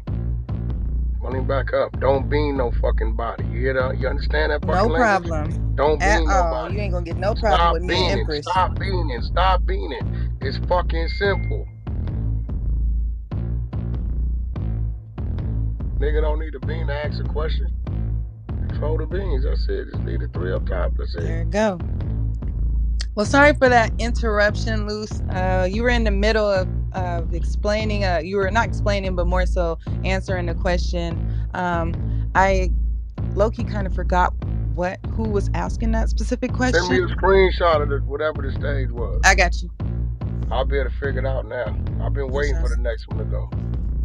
But yeah, y'all, we back up in here. Go ahead and ping up and share the room. We got Loose Cannon in the building. It's Cloud Monsters with Wack 100 doing a nice little exclusive interview for y'all. So go on and pull up. We're going to finish this interview. And yeah, that's where we at. Let's see. So I think I was asked, we were talking about reality TV and impact. And then I forget what the, was there a follow-up question with that? Yeah, we was talking about like exposing. Somebody asked, what good is it gonna do? And I was basically saying, it's like We want people to speak out. We want people to lash out. We want people to have a voice. And if something is happening, and this is where in our community we have to teach kids to speak out, because kids get molested, kids get touched, certain things, and people be scared to say something because it's a profile person. Pastors is doing it. You get what I'm saying? People that's in our community that we look up to is doing fuck shit, and we want everybody to expose them and don't keep their mouth shut. Noel. Yes, now you jogged my memory because we were talking about how people feel a little bit more That comfortable nigga been in now school all day. speaking up. That's No, right. Yeah. I'm gonna meet you real And quick. Okay. All right, then. There we go. Empress, did you have any questions for Loose Cannon, Taylor, Lavish, Big Cam? Yeah. Hey. Welcome, Lex. Thank you about that. Yeah. So I did have a question for you. I know you mentioned your relationship with Mr. Wack. Um, and I wanted to ask you, did you have any other mentors or role models who may have influenced your career? And thank you so much for answering. yeah, so basically, a role model is basically, and I want everybody to try to digest this, because when you have role models and stuff, they always steer you into their life journey and what was good for them. They don't tell you the pros and cons when it comes down to um like the battle tested and how you navigate life. They tell you about their experience, but it's nothing better than going through your own experience. So I'm telling everybody, like, right now, is fuck your role model. It's just who is a teacher and is a student, who you could learn from and who you could study on. And that's the difference, because role models, like, I'm pretty sure a lot of rappers got role models. A lot of basketball players and stuff like that, they got role models. But a role model might not be good for you, because it might be on like some fuck shit or some shit that you get exposed or they try something with. And a lot of role models that I thought crossed me. You get what I'm saying? So I'd rather have a teacher, somebody that I could actually learn from, that could teach me something and I could study from them, instead of saying like, oh, you should do this and you should do that. No, fuck that. I'm gonna do it my way. But thanks for your advice. Period. I hold on. I copied and I pasted a quote, and I believe it's from you. Now, correct me if I'm wrong. We can talk about it. But I really like this, so I want to be able to read it, and maybe you can break it down for me. Give me 1 second. I'm pulling it up right now. It's Ray Give TV. In the block. Okay, I'll just get to the clipboard. Okay, so it says, never take from, oh, excuse me, never take no from a person who didn't have the power to tell you yes in the first place. So can you break that down for us? I really like it. It's really like, it's a real strong quote. Never take no for an answer from a person who never had the power to tell you yes in the first place. Because people would tell you that shit ain't gonna work. That shit, you need to stop doing it. Why are you doing this? Go and get a normal job. Go, like, and then they telling you and they discouraging you because they don't have that strength to do what you do. Like, I live without a safety net. It's always gonna be plan A for me, because when you have a safety net is like probably like a 9 to 5, where a job tells you how much you could pay for groceries, how much is your light bill too high, if how much gas you could put in your car. You get what I'm saying? If you don't have a safety net and you have a plan, stick with that plan and do not deter or listen to anybody, because they just don't have the courage to do what you do. That's on God. Period. I love that. I'm gonna be using that quote if you don't mind. I'm definitely gonna be using that quote. Back to business, y'all. The stage is definitely open for questions, so just simply unmute your mic and go ahead and ask Mr. Loose Cannon any questions you may have. Period. Let's go. 100. Man, I don't even know what to ask this man now. We didn't ask him well, not everything, but we pretty much asked him a lot of good questions. I would ask you, is there any tea? You know that tea word. Any juice? Anything that you want to give us like a little bit of an exclusive? A little eye opener. Like just throw something out there for people to think about. Okay, so listen. Just because they celebrity bitches, that don't mean they have good pussy. You know what I'm saying? Yes, I do. Oh man, I mean they regular people like everybody else. So, I mean, you already told us what good pussy like. You know what I'm saying? You said that she do her domestic duties. You know what I'm saying? Very beautiful, keeps it together, and follows the leader. You know what I'm saying? Yeah, Her no, man. because it's like I fuck with the best of the best of them, and it's you know, like you wake up one morning, bitch have bad hygiene. You wake up the next morning, she got an attitude for no reason. You get what I'm saying? Or you be thinking like, this bitch, I heard this bitch suck dick well. You get what I'm saying? And then it'd be like you can't even nut because this shit is trash. It'd be like all all hype for no reason. I'm crying. I'm crying, Luce. I'm crying. I could just imagine who you talking about. Um, Axe, I tell you. Subliminal. That one's gonna go viral. No, but listen, axe if you want to know. It's right, Okay. Gift Could TV. you give me the initials No, of the I Can you person? can tell us give who I it can Give was? me give the Fuck you give me the that. name then. I was trying to be cute. I was trying to Fuck be no. that. It's a cute. hundred signs. Can you I tell was us who trying it to was? save a hoe. Listen, let me tell you the ultimate hype of it was Black China, right? Like I'm thinking as soon as I pull out or whatever, because when I'm gonna tell you a story, right? So I'm in there or whatever, is her and her assistant and stuff, and I whip out. And when I whip out, she looked at it. She was like, "Oh Jesus!" I'm like, "Baby, Jesus don't got nothing to do with this, or whatever like that." So I'm like, "Get to it, right?" So she wasn't. She go and get her assistant. She like, "I need help with this one, right?" So if she get the what's now, I'm like, "Oh yeah, this shit trash, dead homies." So I end up flipping her around and hitting the doggy style, and this is where like the twin story come about. You get what I'm saying? But it was like ultimately it was so much hype. Talking about she knew what she was doing and she ain't no slouch. That shit was it was nothing. So I was like ultimately it was like I'm gonna just use this bitch for a stepping stone on credit. Tokyo Tony would be ashamed. Of what? Her daughter.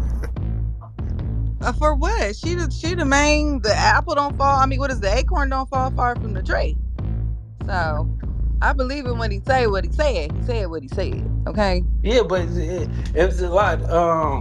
I remember Alexis Sky when she was like trying to tackle it down. It was like trash too, dead homies. So it's like a lot of them. It should be all hype. I believe that. I mean, at the end of the day, these celebrities, I would assume they assume everybody wants them. They just get to lay there and just get touched and sucked and fucked and all that, and that is what equates to trash because big mouth, loose lips. Come on now. Yeah, no, that's just how it goes. There we go. Well, anybody else on the stage have a question for Loose Cannon? Please come off the mic. Please feel free to answer your questions. We're gonna keep it going. How much more time you got with us, Loose? No, just Ooh. keep going. Okay, I okay, kind okay. of had a question for We in Mr. this bitch. God damn We it. outside, Jesus. motherfucker. We Period. outside, It's right, We Gift motherfuckers. outside, TV. motherfuckers. Let's go. I definitely had a question for Mr. Wack with this one. I want to know, Mr. Wack, if you're still there. What's your most controversial memory with Mr. Luce Cannon? It seems like y'all got a lot of good stories to tell, but I want to know what's your most controversial memory with him, if you want to share.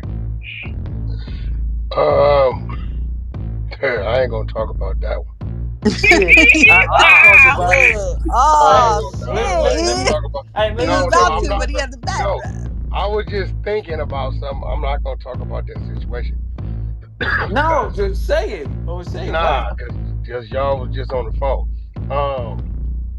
I think one of them was that night at the fight with BOSKOE. Mm-hmm. So I told Lou, I'm like, yo, leave the nigga, y'all leave the nigga, leave him alone, bro. The nigga over there like a sad puppy. We're gonna be then call the case because the nigga ain't gonna fight back. The nigga gonna be leave that nigga be. He was literally, you seen how that nigga was looking. Yeah. So Luz walks in that direction, pins the left instead of a right. Next thing I know, the security is running to me. Can you get Luce Cannon? Get him for what? I look over there at BOSKOE. He's still sitting down in the corner. I said, well, get him for what? So I see the crowd clear up, and I see one nigga all white, bleed, he leaking like a motherfucker, tall nigga, he go left. So Luce Cannon come back right. I said, what the security talking about? He said, you told me not to do nothing to BOSKOE. You didn't tell me not to do that to nobody. Right. At that point, I'm just trying to get out. I'm like, look, man, we just got to get to the house tonight. But I don't know. Luce been so many. I didn't want to talk about the other situation because you and bro just got that right. I don't know, man. It might have been. Well, Luce, I didn't know you was in the phone with Big U that day when that car happened.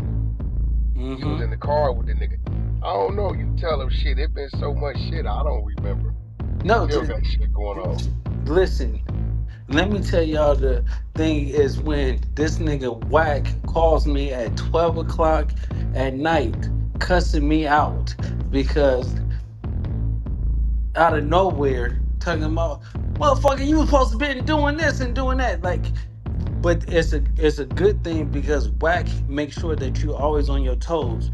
But this nigga do not bite his tongue or anything like that. And so I respect him so much, but we be bumping heads because this nigga be saying like the craziest shit. And I'll be like, nigga, did you think this all the way through?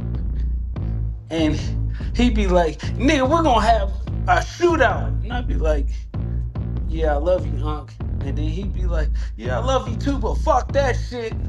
That's just the type of relationship we got. But Wack is Wack. Y'all be thinking that he just be on the clubhouse shit saying shit. He'll say some shit to you and you be rethinking like, why the fuck this nigga just say this?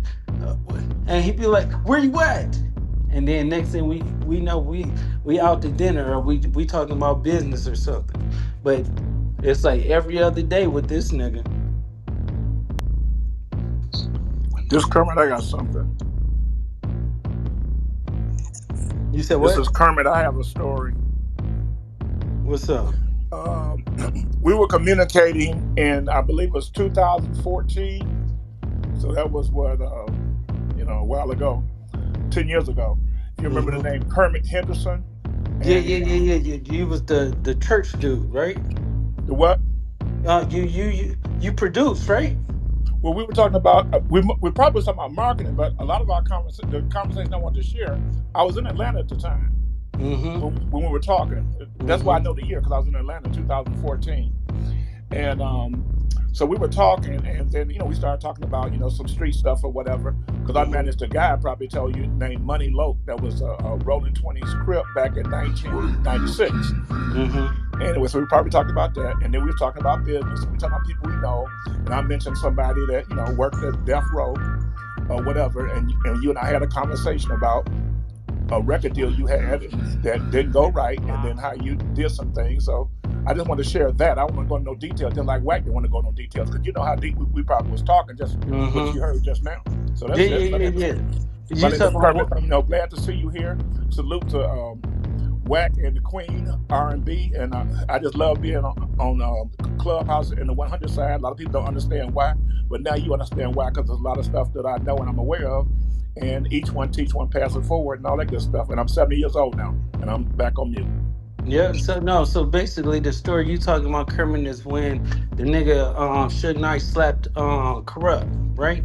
No, the one that you and some of your friends went to somebody's office. Oh Uh, yeah, yeah, okay, yeah. So when we put Kevin Black out of yes, sir. business. That's it. Yeah. So okay, so basically this is the story where Kevin Black, if people know who's Kevin Black was a guy that was another, Radio. yeah, radio guy, but he was also quote unquote a scammer. He went from Interscope Records to Warner Brothers with Tom Wiley and all of them, but he ultimately was the disaster because he was a drunk. And basically, he used to scam local artists, and so he tried to scam somebody I know or whatever. So we basically went to his office, laid everything down, and told him that he's not in the business no more. Bet on Black. Bet on Black. He That was bet the on name of Black. his company. Bet on Black. Yeah, yeah, bet on Black. And so What after, office was this, Luce? The one in Culver City? no, the one in on Lancashire. What year was that? It was this 2000. after he already Yeah, went to Interscope? yeah, no, yeah. He just left Tom Wally at Warner Brothers with Tick and them. Yeah, he So left there, then he went to Culver City. yeah, and then after Culver City, he went to Lancashire. He was right across the street from that Tom's Burgers. Yeah, this is cause the last major move he did was he drove the traffic to World Star. He took World Star from like $500,000 to like $4 million. 'Cause I helped Yep. him do it. Yep, that was the time where it happened.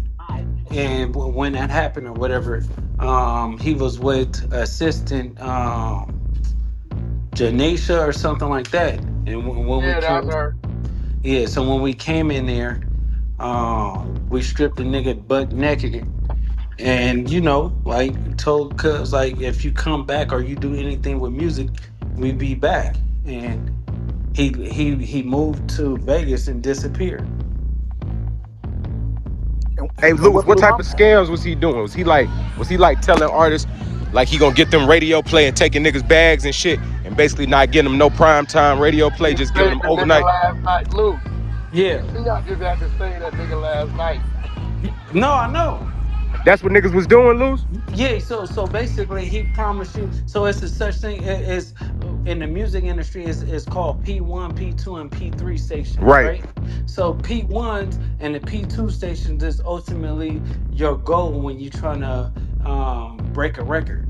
So when he would do is he'll go and take $50,000 but spend $5,000 on radio, but he's going to go get them like set a Atlanta, Georgia. He gonna get them like Augusta, Georgia. You get what I'm saying? Right, Shit, where Augusta, Macon, all them little shits. yeah. So he go get them P3 stations, and the game will be like, damn, you getting all these spans, but he's giving a station that really ain't about shit. Nigga, $200 and they spending your shit 10, 12 times, but it's not having an impact on a record. So a nigga might have 3,200 spins in a week, maybe 5,000 spins in a week, but it's no buzz giving. You get what I'm saying? So he was the type of nigga that was doing that. Another thing, Luce Cannon, did you know he was a former Marine when you went to his office? Nah, hell no. Yeah. I knew that. Not that it mean anything. I mean, a bunch of people against one person don't mean nothing. It just tripped me out when we was talking about it back then. I'm like, damn, this guy's supposed to be an ex-Marine. And another thing that he did, the reason why I knew him so well, is that he came to Indianapolis, Indiana one time at a conference and called me up on stage and told me all the things that I did over the years that helped Def Jam get to where they were at.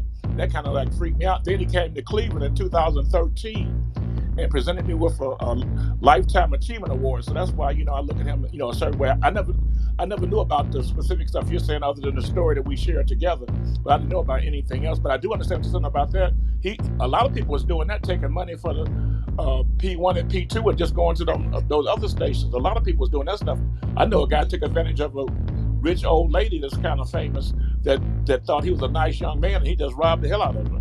Yeah. So with guys like that, they target a lot of basketball, a lot of athletes. You get what I'm saying? Because a lot of athletes want to be in the music game. So that's what certain people do in the industry. They target people that want to be like the next Diddy, but they want to be in they a basketball player or an NFL player, and they want to start a record label. You get what I'm saying? Or a clothing brand. He'll sell you a dream and make it seem like, oh, I'm gonna get you popping and stuff like that. But it's you actually making him richer and taking care of his family. You get what I'm saying? He's not trying to help you. It's all for him. Even when he was working with World Star, like a box would be probably like 3,000 for the middle box, 5,000 for the top box. He charging niggas double the price. He's getting paid with World Star, but also eating off of World Star too. So he was doing a whole lot of like fuck shit.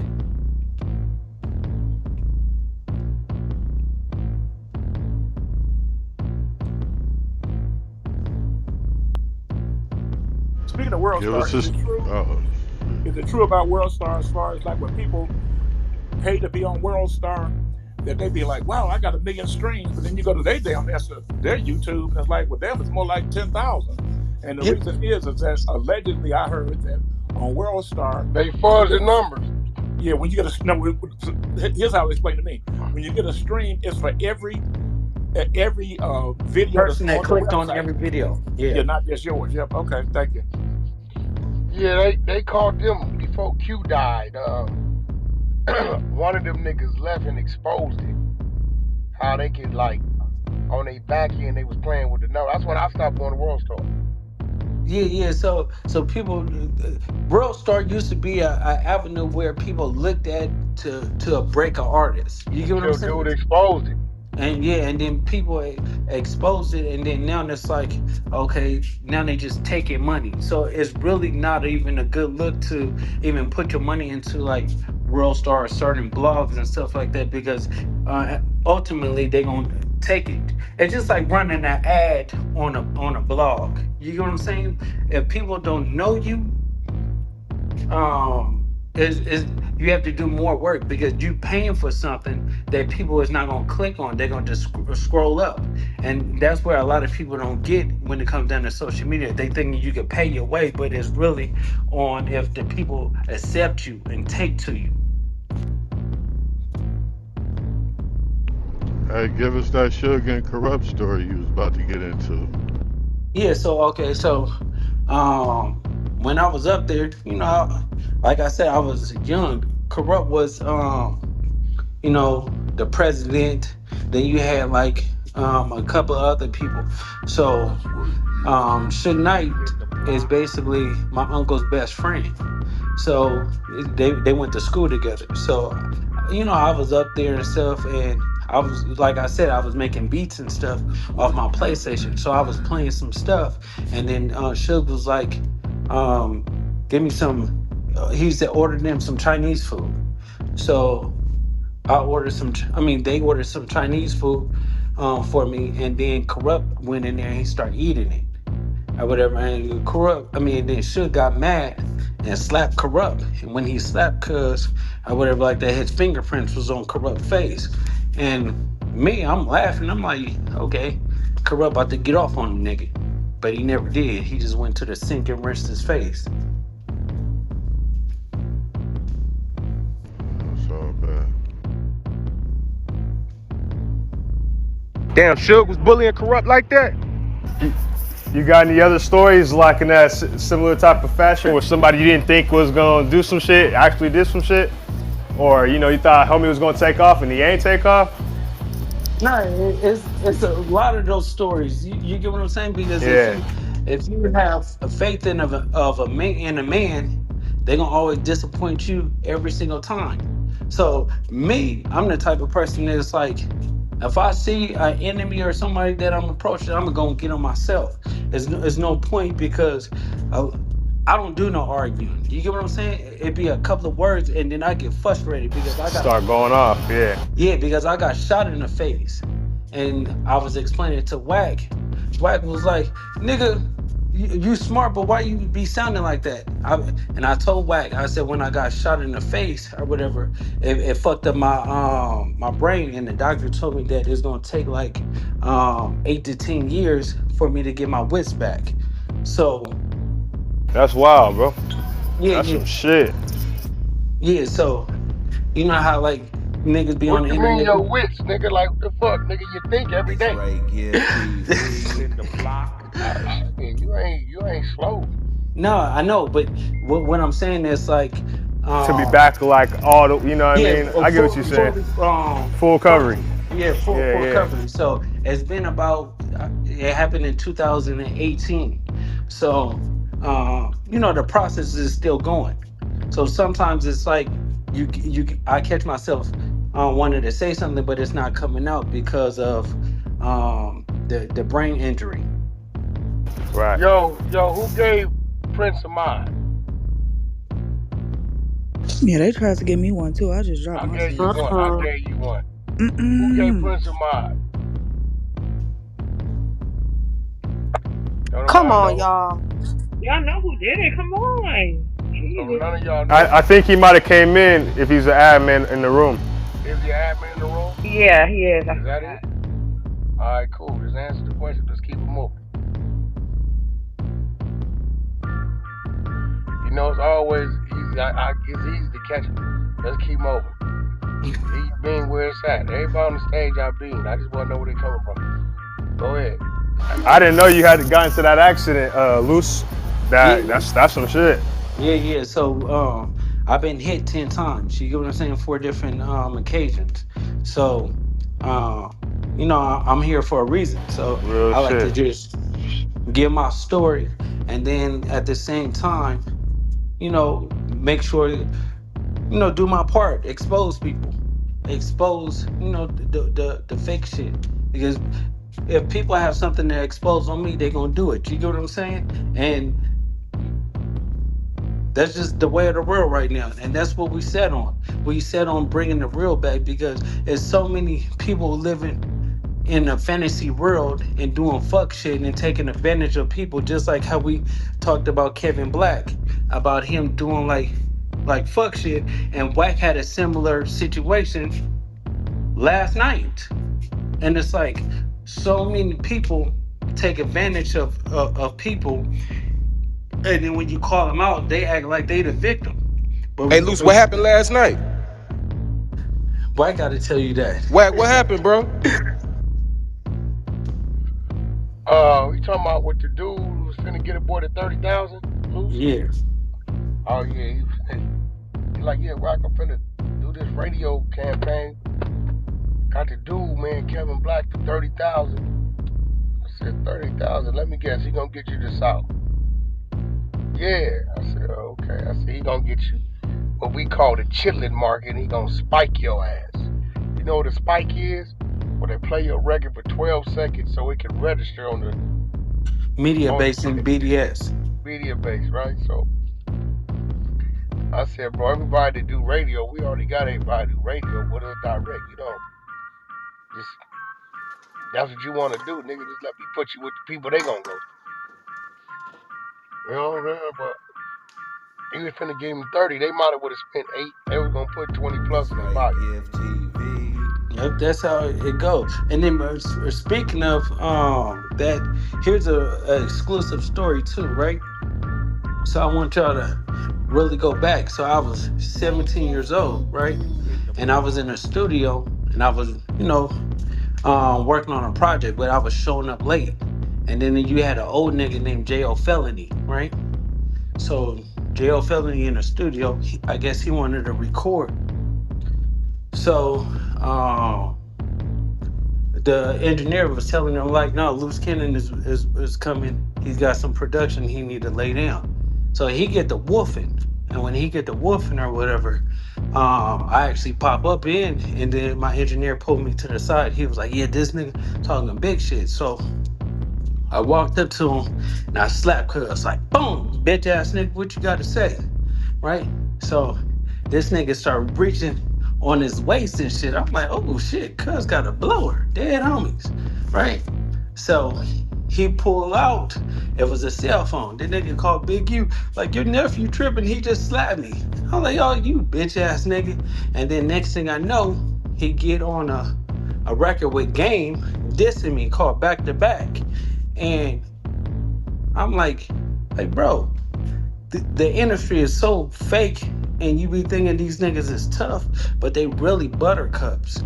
And there's so many stories that I could tell you, but that one story, like I'm bringing up, is because somebody actually sent me the song, and I sent it to Wack, and Wack was like, "Man, this shit is old as fuck." I was like, "Yeah, somebody should show me this," or whatever like that. But that's what happened.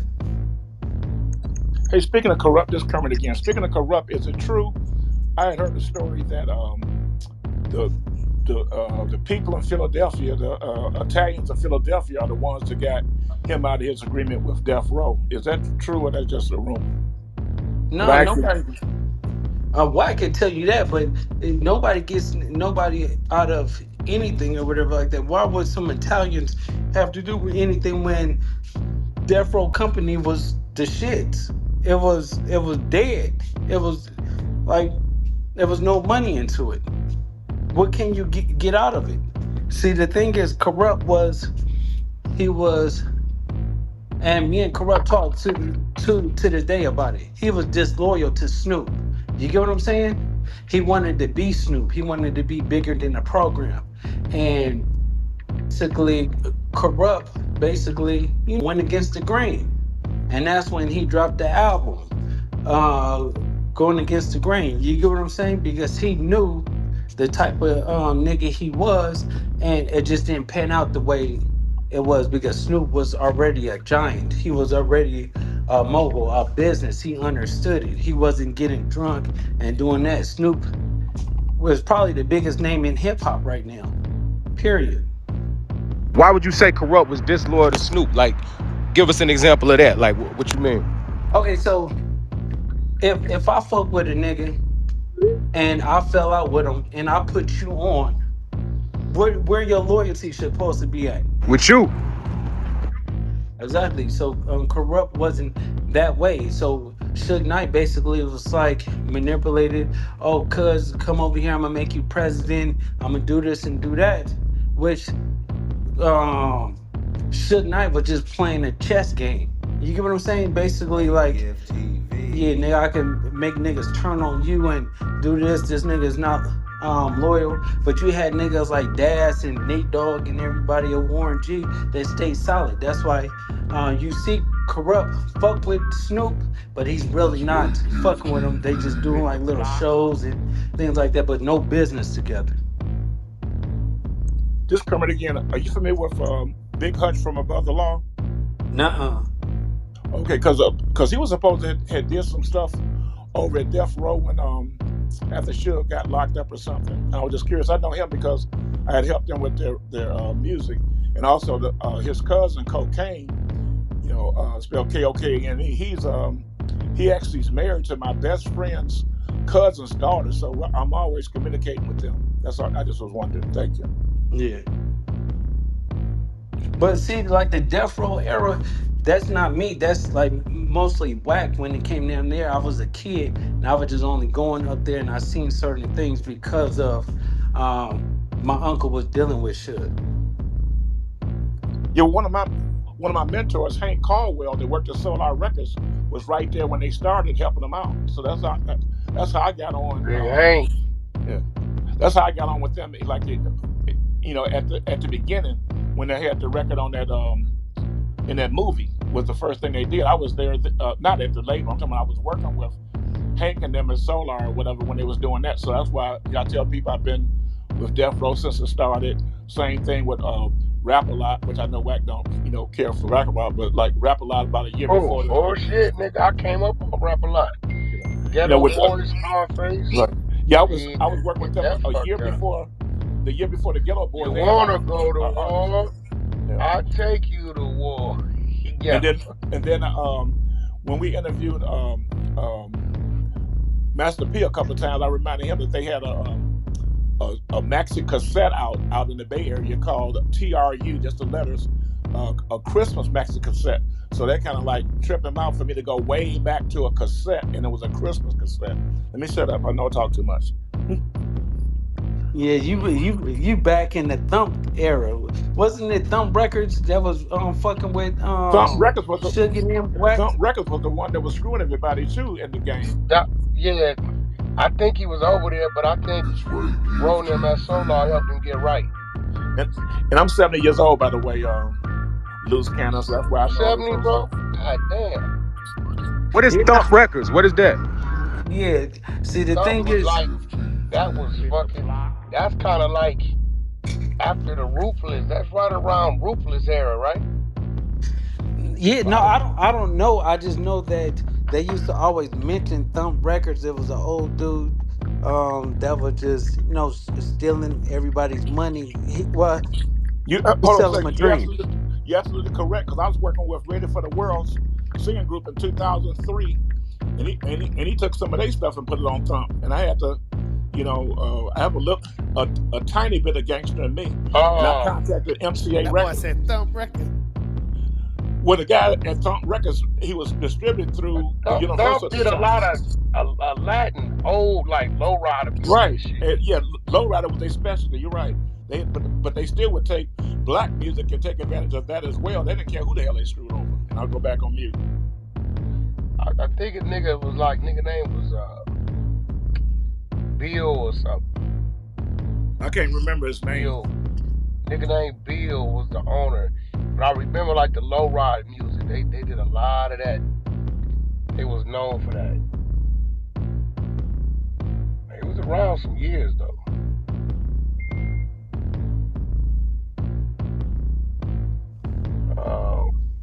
Let me look him up. I remember. Yep, there it go. Bill Walker. Bill Walker. Yep, I was right here. What artists did they put out that we'd probably know about? Shit. They would do like them fucking, what we call greatest hits, best of, and greatest hits. Yeah, that type of shit. But they put out a lowrider album and put out everything that's hot at that time, but don't pay no damn about it. Oh. Yeah, like.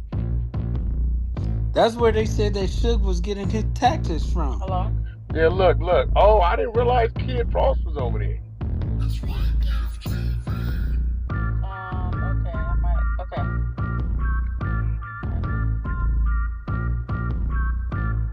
Yeah, I didn't realize Kid Frost was over there. I'm ready. Del Chicano, Kid Frost. Neighborhood Queen. Who's that? Luce? No, I don't know. Yeah, and it's spelled Nayba.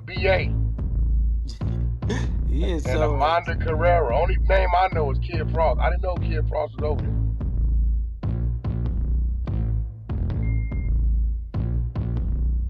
So Hello? like that's why I try to tell you that like the industry is really like it's really fucked up, because you be thinking somebody is genuine, but then they be paperwork gangsters. You get what I'm saying? Like they know how to work that paperwork and word it, and they tell you one thing, but that paperwork say something totally different.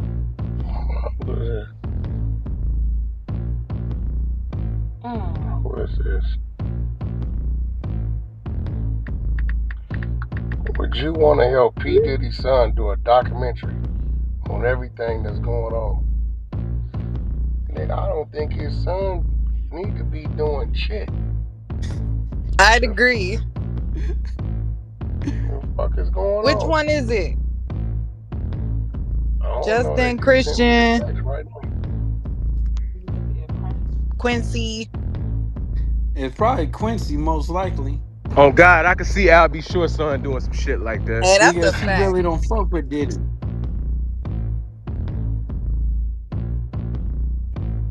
Hey, Miss T, welcome to the stage. I don't know if you had any questions for Mr. Luce Cannon, but definitely the stage is still open, sweetie. Hey, Luce, let me ask you this. When you addressed the Rollo Ratton situation, right? When he reached out to you, did he try explaining his paperwork and shit? No, that nigga gonna tell me you lying, put it out, and then when you sent it to me, I'll put that shit out. Then the nigga blocked me. You get what I'm Oh, he went saying? on mute after you put the paperwork out.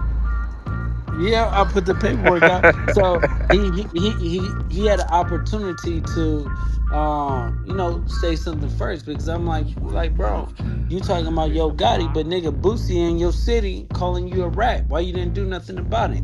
And so when you sent it to me, all I did was screen recorded all those pages and it went viral. Yeah, niggas usually get quiet after that paperwork come out. That nigga still talking shit. I'm saying as far as with you, he was trying to explain himself to you before the paperwork came, right? Yeah, he was trying to explain it, acting like it ain't no paperwork or anything like that. I was spending the DA and everybody like that. I'm like spending it. Then when you sent it to me and I read this shit, it was the point that he wanted to have it sealed, and they tricked his stupid ass and said, okay, yeah, it's gonna be sealed. Nobody gonna know what you said, and it was out. He wanted to be sealed. He asked the judge and everything to seal the paperwork.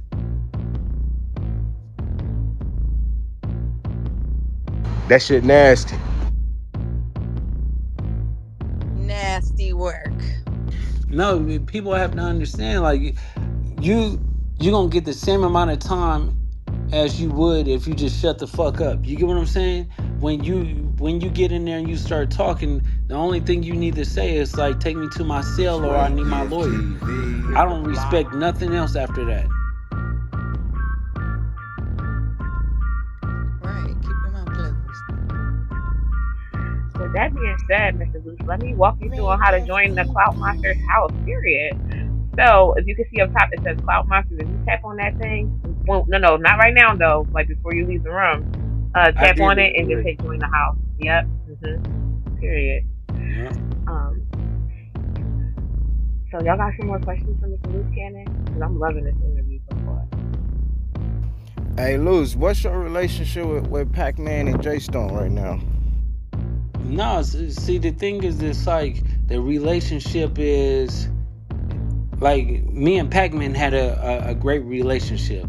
Me and Jay Stone, it was, when we see each other, we cordial.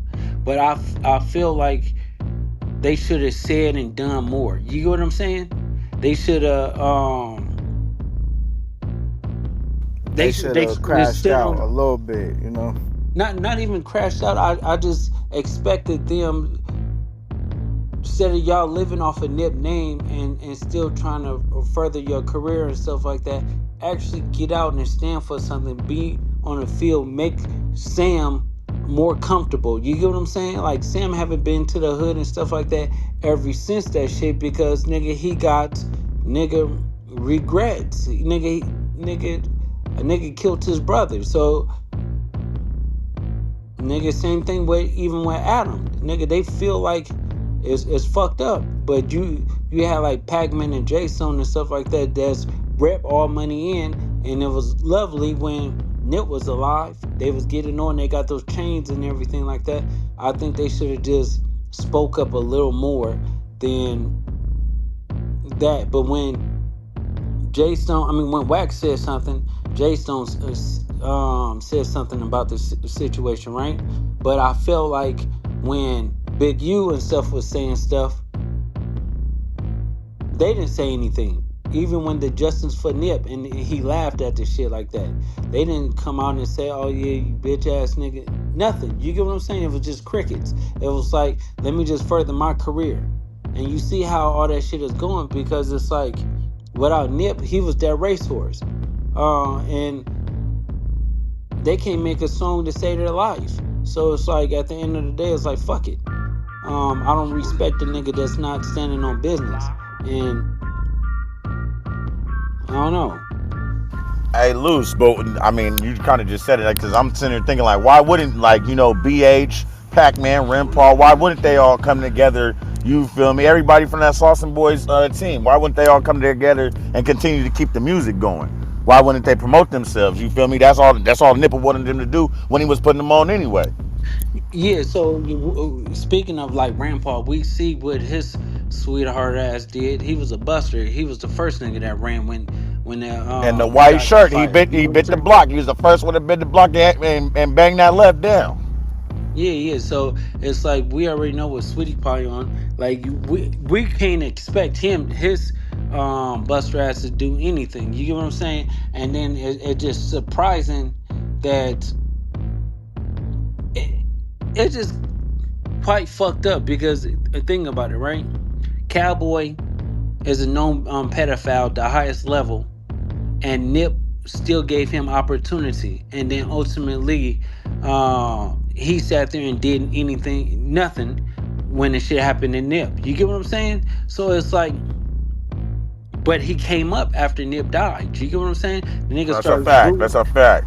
he started bootlegging the shirts, selling them right at the corner. You get what I'm saying? He made like I think like 40,000-50,000 the first month selling shirts and what's the name. So I just felt like they wanted Nip out the way so they could eat, so they could reap the benefits. Then he never had a relationship with Big U. You get what I'm saying? Now he have that relationship with Big U. It's just kind of tricky.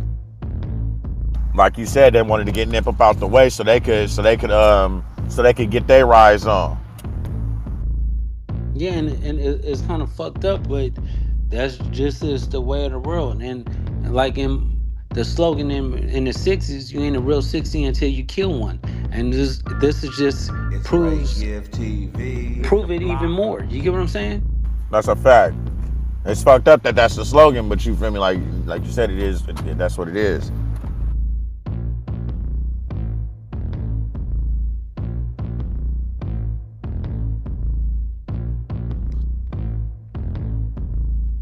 Hey, Luce.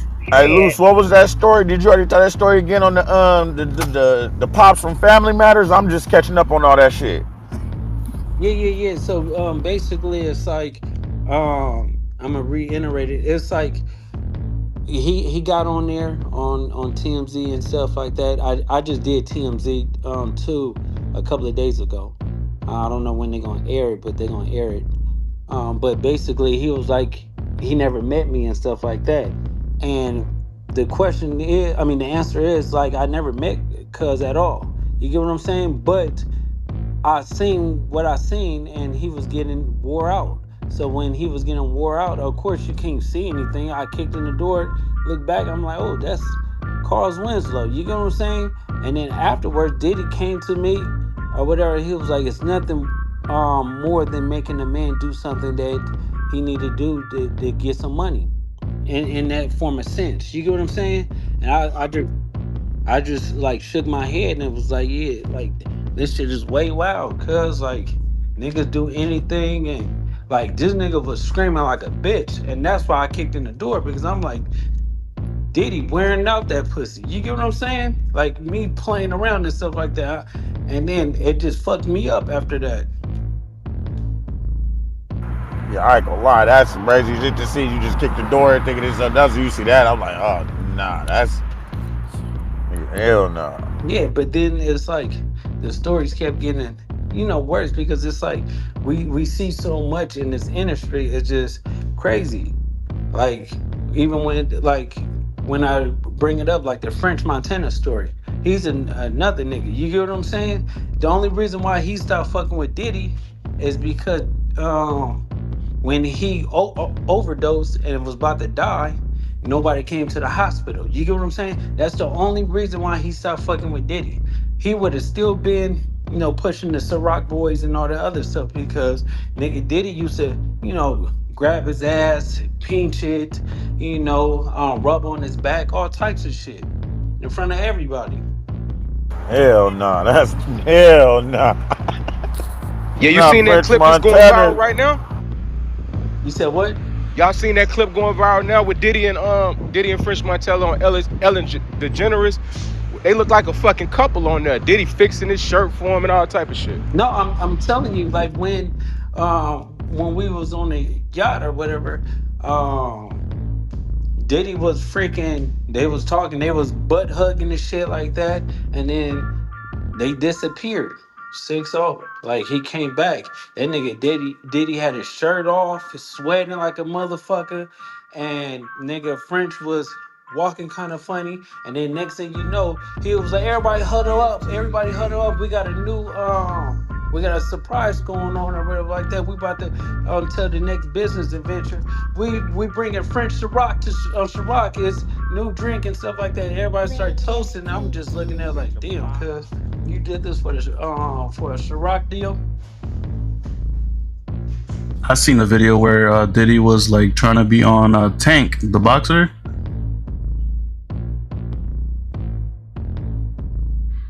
Tank the boxer? Yeah, like you know Tank, Gervonta Davis or whatever his name is. Oh, come on, bro. No, that shit was Devin Haney in that. No, there's a video out there. He's talking about when he he picked him up, grabbed him, caressed him, and everything. Picked him off his feet. Yeah, it's out there. I Yeah, seen that video for sure. Nah, come on, bro. He picked Tank up off his feet. Tank laughed it off. Trying to flee. He just kept on trying to get away from him. Yeah, Tank was looked at him like it was weird as fuck. It was like I need to see you later on tonight. That type of hug. Yeah.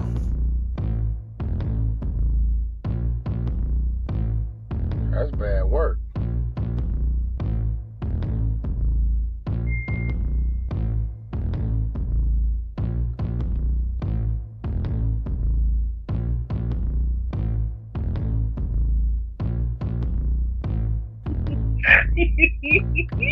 God damn. I had to let it out. The stage was too quiet. I knew y'all was laughing on mute. So I just laughed for y'all. I'm sorry. Oh, shit. Oh, fuck, baby. Oh, man. Look. I just talked to her something. They want to see a picture.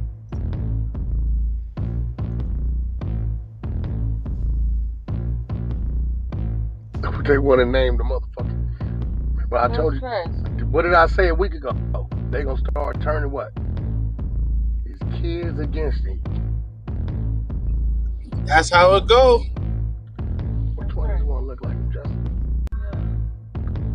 Yeah, but the thing is, he was probably fucking the kids' friends. They said He that was. Diddy was. He fucked a few of they bitches. Yeah, they said they was sharing bitches. He was fucking his son's bitches. What's her name, baby? The lady, Steve Harvey daughter. What's the stepdaughter? Lori Harvey. Lori Harvey. God, that shit son was fucked fucking her up. first. God damn. Son was fucking her first. You didn't know that? Yeah, I swear to God, that's true. That's What's the son that looked like him? Justin? The one that be dancing like him. No, Justin is the light skinned short one. Is What's the other one? The one that be dancing like him? Christian? Like? That's Christian. The Christian. Man, that's nasty work, man. This nigga a fucking pervert. Yeah, but see, and that's why they made a phone hotline. Like, even if a nigga want to get a bag, all they have to do is just say some shit about Diddy, and Daddy right now? Huh? that nigga gotta pay. That's for sure. Yeah. He did so much fuck shit in the world or whatever. But we have to think about Clyde Davis and everybody else was doing it to him at first. You get what I'm saying? That's a fact. Clyde Davis, L.A. Reid, they turned his ass out. He didn't know what to do, man. Then they left him to his own devices. Nigga kept the, they say hurt people hurt people. So yeah, but see, ultimately they about to get it at the end because he about to tell. He already said he want to make a statement and tell the truth. So that means, nigga, I'm about to tell on everybody. This nigga Diddy. They saying Diddy was getting abused when he was at Catholic school by the priests and shit. They said he was an altar boy. That's some new shit coming out. They trying to allege that. Yeah, that's some new shit they trying to allege. Yo, what if this nigga Diddy exposed the Catholic priest, bro?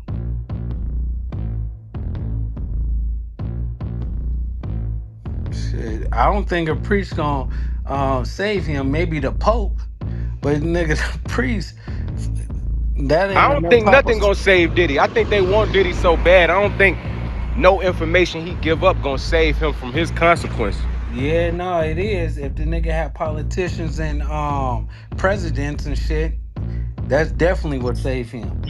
That nigga about to expose a whole sex ring. Watch, this gonna be some SVU shit. Watch. No, it's definitely gonna be big because if Diddy is not stupid, he went to New York to get what's name. He just thought he was gonna be able to get bail, but he got something in his back pocket that get out of free jail card. You get what I'm saying?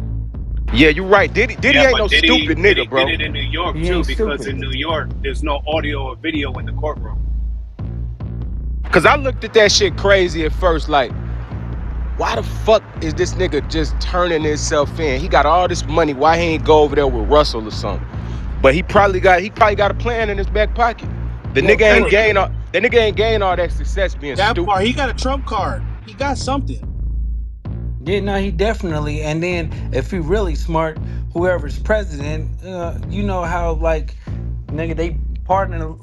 Trump did Lil Wayne and Kodak Black and all of them. Shit, that could be the next alley too. You get what I'm Man, if saying? they pardon Diddy, the country go crazy, bro. Like, that's if somebody pardon Diddy, nigga, with all this shit, oh my god. Imagine that shit.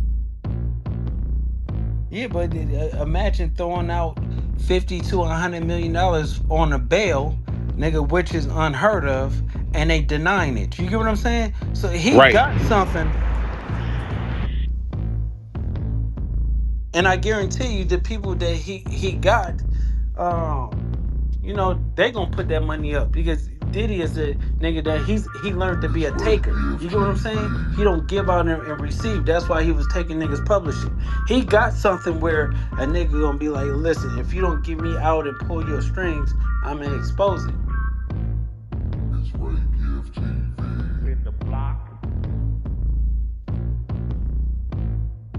Shit, I believe it.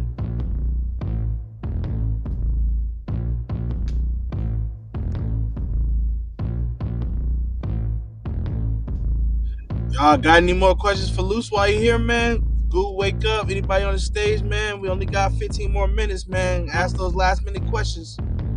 Hey, Luce, you feel like there's any chance that Diddy could beat this case with a powerful defense team? I feel that he can't beat it if he play it safe. You get what I'm saying? Not say anything. But I think that he can actually. I don't think he gonna beat it per se, but I think it's gonna be a sweet deal with him because just like Epstein and all of them, they just didn't have like they just didn't have the type of trump card that Diddy got. You get what I'm saying? Diddy got surveillance. He got videos to prove it and who was there at the party and stuff like that. The feds got it. They know. So let's speak hypothetical, right? Say Diddy does beat this shit, right? What does life look like for Diddy moving forward if he beats it? You think that people In the gonna industry accept him? standpoint. Yeah, you think they're gonna accept him, or you think they're gonna neglect him? Okay, then think about this, right? Diddy was walking around the last couple of months without no security. A nigga that's a billionaire always have damn near the SWAT team on him. The nigga was walking around, nobody gave a fuck about him. You get what I'm saying? Because they realized, like, okay, this nigga is a scumbag.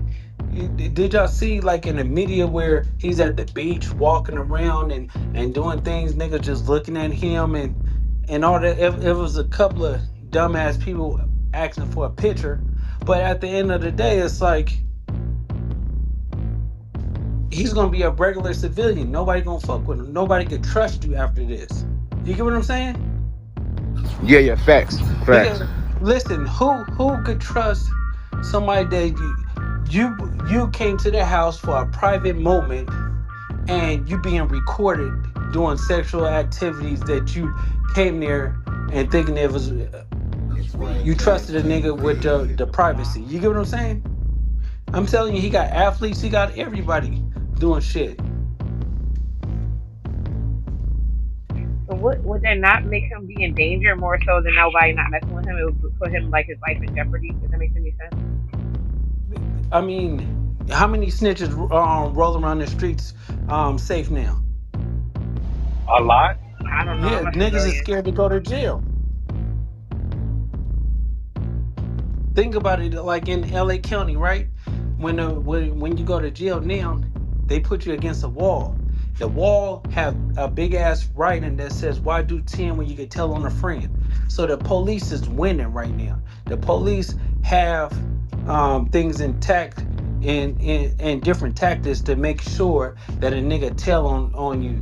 Like, what is the point? You get what I'm saying? When a nigga could tell on you and get out of jail. You get what I'm saying? That's just the way. Tell on 3, you go free. And that's what Diddy gonna do. He ain't stupid. His defense lawyers is like, nobody speaking up for you, nobody doing this. Fuck that. Let's expose these people and get you home to your kids.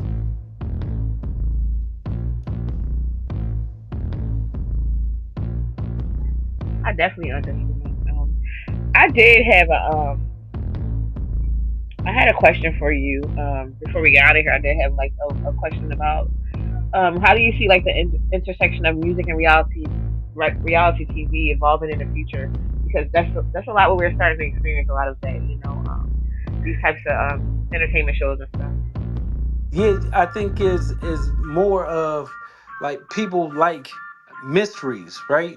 So when people doing reality TV and then they combine and they do music, it really don't take. But I think it's gonna be more accepted when it comes down to music and gaming. You get what I'm saying? That's the difference. That's gonna be the ultimate thing because what niggas do? They play games, they interact on games and stuff like that, and the world is so fucked up. They keeping everything segregated. They don't want kids. You know how when we was kids, we go outside and shit and play football and basketball and shit like that. Nowadays, nigga, kids got iPads and phones and shit like that. When we at a dinner table and stuff like that, and we doing a business meeting, what do y'all see when y'all look cross over? Motherfuckers on their phones and stuff like that. So technology is making us, we get more wise, but we get weaker at the same time. So the only thing that can keep music alive is the games. You get what I'm saying? Ooh, I like that answer. That's very innovative. So thank you so much. Anybody got any questions from that answer? That was a dope ass answer. So I don't know. Let's talk about it. I mean, do you have any ideas for anything you want to share? Because I know sometimes when you're creative, you keep your ideas. So if you do, we respect it. But I definitely had to ask you anything you like, any kind of visions that you can see, for it working out that way, or you just want to keep it to yourself right now? No. So think about this, right? We use T Grizzly. T Grizzly is doing like 150,000 a month off of gaming, right? And then you got T-Pain that's doing 500,000 off of gaming. You get what I'm saying? Because what he do is play the game, tell people to go buy this. Oh, I feel like eating a 7-Eleven pizza today. 7-Eleven pizza sounds good. He's getting $20,000 just for doing that. $10,000 for doing this. So it's like, this is the type of virtual world we going into. Twitch is paying them like good too.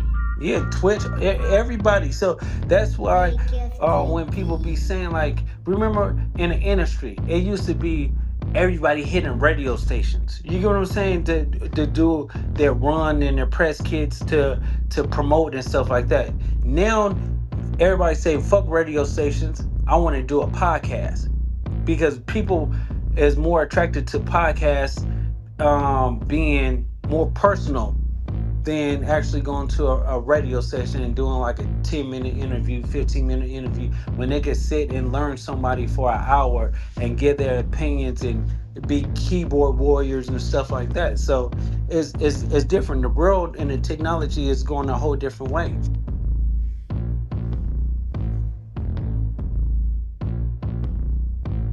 Oh yeah, that's true. Okay, speaking on technology, I know. What do you feel about AI? Do you think AI is in the way, or AI is definitely the future? Because because with the longshoremen and stuff like that that's going on strike, automation is starting to get on people's last freaking nerves. So, what do you think about it? Because you're in the industry. Okay, so let's put it this way, right? You know how like you have the kiosks and stuff like that, and Walmart people, like the Walmart workers and stuff like that, is having them people directed to go to the kiosk and pay for their shit, right? So the people, the like owners of the companies and stuff like that, they've been seeing a wave. So basically, they helping destroy, like, you know, people that have jobs and stuff like that. You go to McDonald's, they tell you don't even walk up to it, go to order it from the kiosk. You get what I'm saying? Everything is about to turn into um computer. You know, everything you're gonna do is gonna be a computer. So an AI is basically getting people ready to say, you know what, fuck this shit. You get what I'm saying? Like, we the new wave, and they've been doing it for like the last 5-10 years of training people to go to a computer anyway, right? They pay for the groceries, to buy clothes, and all the other stuff. So it's like, of course, this is the new wave of everything. It's easier, right? You don't have to talk to somebody, tell them how you doing or anything like that. Play the fake nice and stuff like that. Go to the kiosk, pay for your shit, and get out the way. I'd rather pay $20,000 for a machine than pay somebody $50,000 to do a job and plus insurance and everything like that. Which one is easier? I feel you. I'm definitely a techie, so I mean, I'm for it, but it's again, I'm against it when it's taking the people. I'm sorry.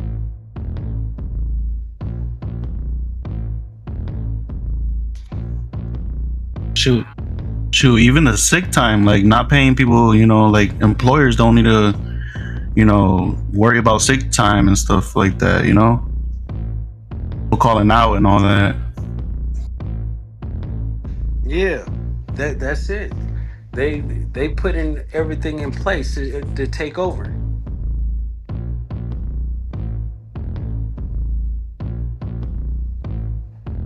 I always wonder, like, what percentage is it people taking over, and what percentage is it them asking for qualifications for something so high for simple jobs, and they're not hiring? If that makes any sense.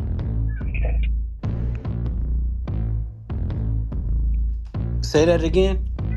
Oh, I was wondering, like, what percentage of it is the companies is not just not hiring people because their qualifications is way too high for simple jobs, and versus the percentage of people that don't, they quote unquote keep saying they don't want to work. If that makes any sense.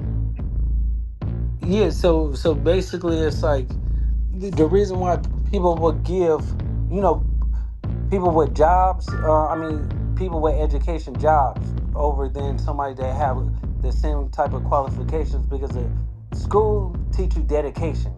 And if you could do school for 4 to 12 years, that don't mean you're smarter than the person that don't have it. He could have the same amount of experience, but a school teach you to be dedicated to something. You get what I'm saying? So I'd rather give somebody that did 4-5 years in a school or a trade school a job than somebody that's probably more qualified than that, because I know this person is dedicated, getting up at a certain time and actually going to work.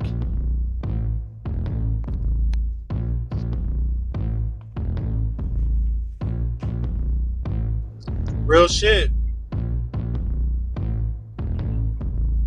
Oh, I'm sorry. Well, I just want to say, I just want to thank you for coming out to Cloud Monsters on 100 ENT with Mr. Wack 100 and the lovely Queen R&B. Shout out to the Cloud Monsters team. Shout out to 100 ENT 100.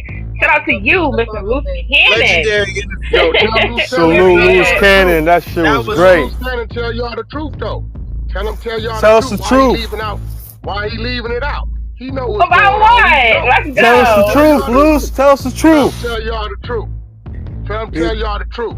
Huh? Why he leaving it out? He leaving it out. He don't want to tell y'all about that, right? But see, he don't want to talk about that, but he want to talk about everything else. But he won't talk about that. But then he don't want to tell y'all the truth, but he want to tell y'all about all this other shit, but he don't want to tell you about that other situation. Y'all know how Wack be I just gave that to the bloggers. They need some. That's what you call saying a whole lot of nothing.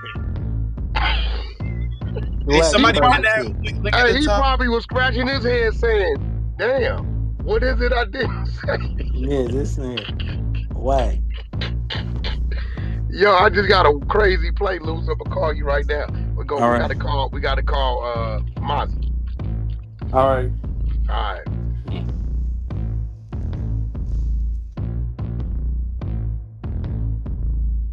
These niggas just gonna get a play and gotta go on with Maz. What?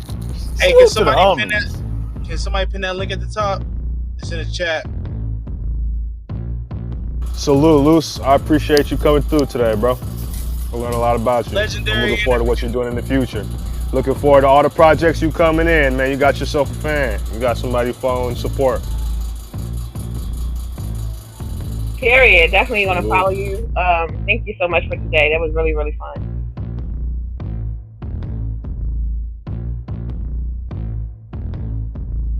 Good shit, Cloud Monsters. Good shit. Thank you, Mr. Bumpy. Where you been at? Salute, Bump. Setting up. Shout out to my dog, Cannon Man. Fire, premium content, fire interview. What do y'all think about that? Let me know in the comments down below. Be sure, click Luce Cannon's link. Become a subscriber to his channel. He got fire premium content. Running it up on the Buster Avengers. What? But hey though, say though, tell a friend to tell a friend. We got content. Oh, you didn't know? And everybody out there working hard, remember, it will pay off. If you believe it, you'll achieve it. And there it go. Make no mistake. Nobody's gonna hand you anything. Ain't nothing free out here. You gotta wake up, eat your Wheaties, and get to it. You feel me? Take advantage of the day. And there it go. But until next time, it's your boy Ray Given. I'm gone. God bless. Peace.